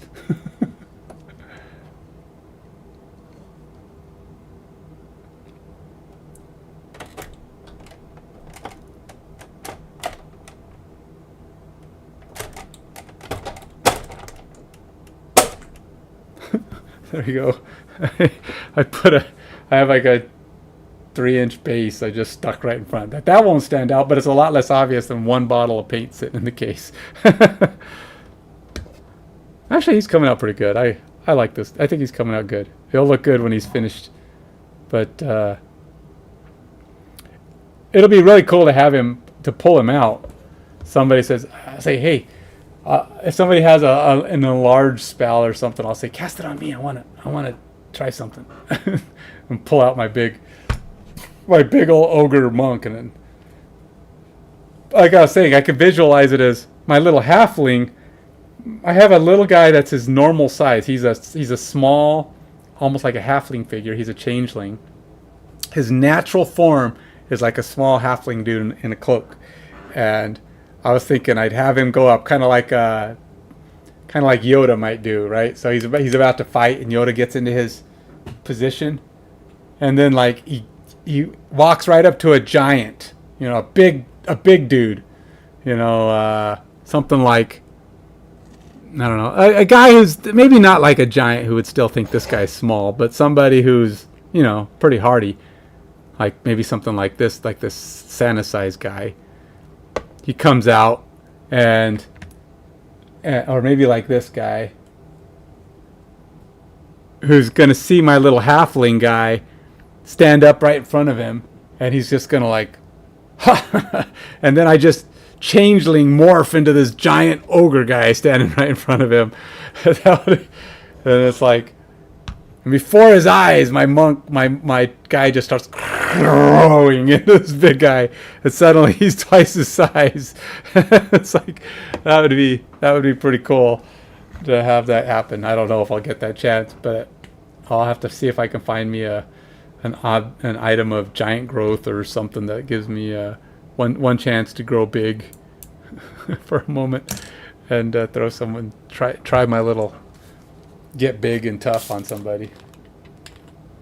I change my size all the time from small to medium, and sometimes I pick slightly larger mediums, but nothing like this guy. He's huge.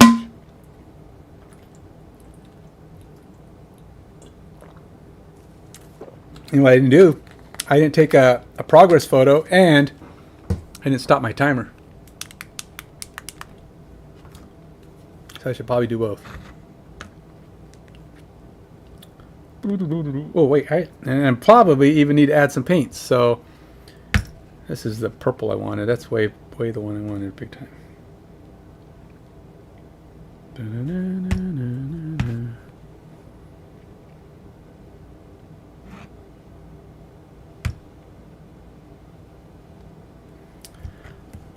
All right.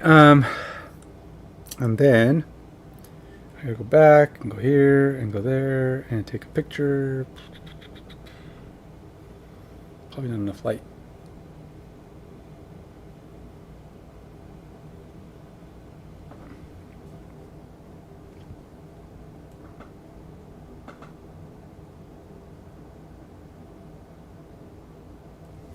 And then we will go here and edit the photo, cutting off the crap.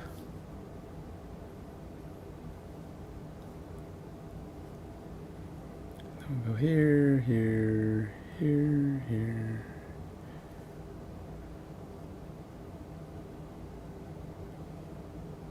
Then we'll stop it. Go there, there, there, there. Alrighty, now I'm ready to call it.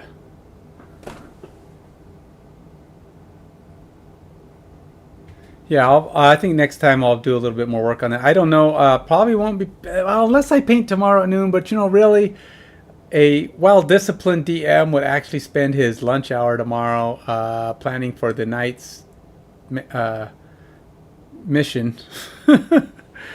Now, I'm not saying I'm a well-disciplined DM. I'm just saying that's what a well-disciplined DM would do. So we'll see. I only have my lunch hour tomorrow to do anything at all that's of significance. Because right about 3:30, 4 o'clock, I have no choice but to be fully in progress in getting stuff ready and put away and planning for the night. But my lunchtime, there's things that I can do, and one of them might be paint. One of them could be play Marvel Snap. One of them could be get things ready for D&D. What I end up doing is anyone's guess at this moment. So we'll see. Yeah, that's just it. I don't know. I don't have to because I caught up. When I played Marvel Snap this evening, right around... okay, so it's... Actually, I may have to find some time to play at least two matches or two missions. Because right now, I'm clear. I don't have any missions. Well, I didn't have any missions before 7 o'clock. And at 7, they give you 2. And then tonight, I don't even know when it's tonight because it's when I'm asleep. They give you 2 more. That's 4. And then at lunchtime, they give you 2 more. That's 6. You can't have more than 6. So if I don't play between now and tomorrow night, which I won't because tomorrow night, I'll be doing D&D, which I won't be done until like 9 o'clock. I will miss missions. So I have to at least clear 2 missions sometime between now and tomorrow night. If we get done early enough, I can do Marvel Snap after D&D and clear a couple more missions or clear some more missions. But ideally, I would play around lunch and just clear them out so I don't have to mess with it again until the next day. That's the most efficient way to do it. But will I? Don't know, because again, I should be getting ready for D&D. So there's a lot of stuff going on. I may just have to do Marvel Snap when I have moments during the day just to clean them out. But I don't know. Okay, that's it from me. Savinicus, thanks for stopping by. Anybody else who checks it out, go to Active Minds Games on YouTube and Instagram. Check out check out the X Case and Mage Cage. Check out Active Minds Games on Facebook and follow us there. That's what I'm using to determine when we are going to launch the Kickstarter. You want to be part of that to get the big cases, the new clear cases, the better, tougher, stronger versions of all the cases. We're increasing the hardness of the plastic. We're going to a polycarbonate. We're going to have cool new shelves and inserts and everything else for it. And you want to pick up some of what we currently still have in stock, our Active X cases and our Mage cages. The ones we have left, we have some LED ones for the holidays that we're going to be customizing for people if they order them. That's under AM Games Direct. You can get there through any one of those websites that I just mentioned. Apparently you can't get there from Twitch, though. I have to fix that because I've been told it's not there. So, yeah, sorry about that. I'll fix that later. Oh, you can check the description. The description should also have a link to AM Games Direct as well. Till next time. I'll tell you what. Oh, don't tell Anne. Don't tell my wife. I backed a DC game on Kickstarter today. I had to have it, man. It was just too cool. It was, it's got minis, of course. Pfft, duh. And that's probably another reason why you don't tell her, because she's like, you got too many minis. It's going to be 2025 before it ships anyway, right? But no, CMON, they do Zombicide, right? And they've been doing like different versions. I've got several Zombicides. I've already backed them a couple times for Zombicide, which is funny. I've only played Zombicide like once, way back one of the first versions before it was even on Kickstarter. But I've got, and I don't even like zombies. But I backed the one that has like heroes. In fact, I want to paint some of them because you can actually use them for like D&D and other stuff. That's what I thought they'd be cool to use those minis for other things. And I got that one, and it's cool. But I haven't played it yet. I haven't painted any of the minis. My rule is I got to paint at least 1 or 2 of the minis in a game before we play it. So I haven't painted some of them. I got to pull them out. I don't even think about it. I got to get that in my head and put that on the list. But I backed their newest Zombicide, DC Zombicide. It's based on the comic books, the comic book thread or whatever you call it, the storyline called Deceased. DCEASED, Deceased. And several of the heroes get turned into zombies. Superman, Green Lantern, a lot of those characters get turned into zombies. And this is based on that. So they have a bunch of minis, and it's really cool. I had to do it. I was like, I shouldn't. But I am. I'm gonna do it. I have to back it. I backed it. So it's gonna be 2 years. Well, it took forever for Frosthaven to show up, right? And I didn't even expect it when it did. It was actually last Christmas that it showed up. And I was like, what's this box they're delivering? What is this? And I'm like, oh my gosh, this is Frosthaven. It showed up. I was like, this is too cool. And so it's kind of fun when you order things that are like forever away. So by the way, earlier this year, I backed Reaper Minis Bones 6. It's going to be like, I don't know, 2024, 2025 before it ships. So I got some cool things coming sometime in the future. But it's like when you back them that far, you just kind of forget about them, and then they just arrive. You're like, Now, unless you're Jeff, when you get new stuff arriving all the time, he's like, oh yeah, when did I order that one? Oh, I don't know when I got that. Oh, that's new. It's like he's always getting new stuff because he backs so many things. But for me, I get them periodically.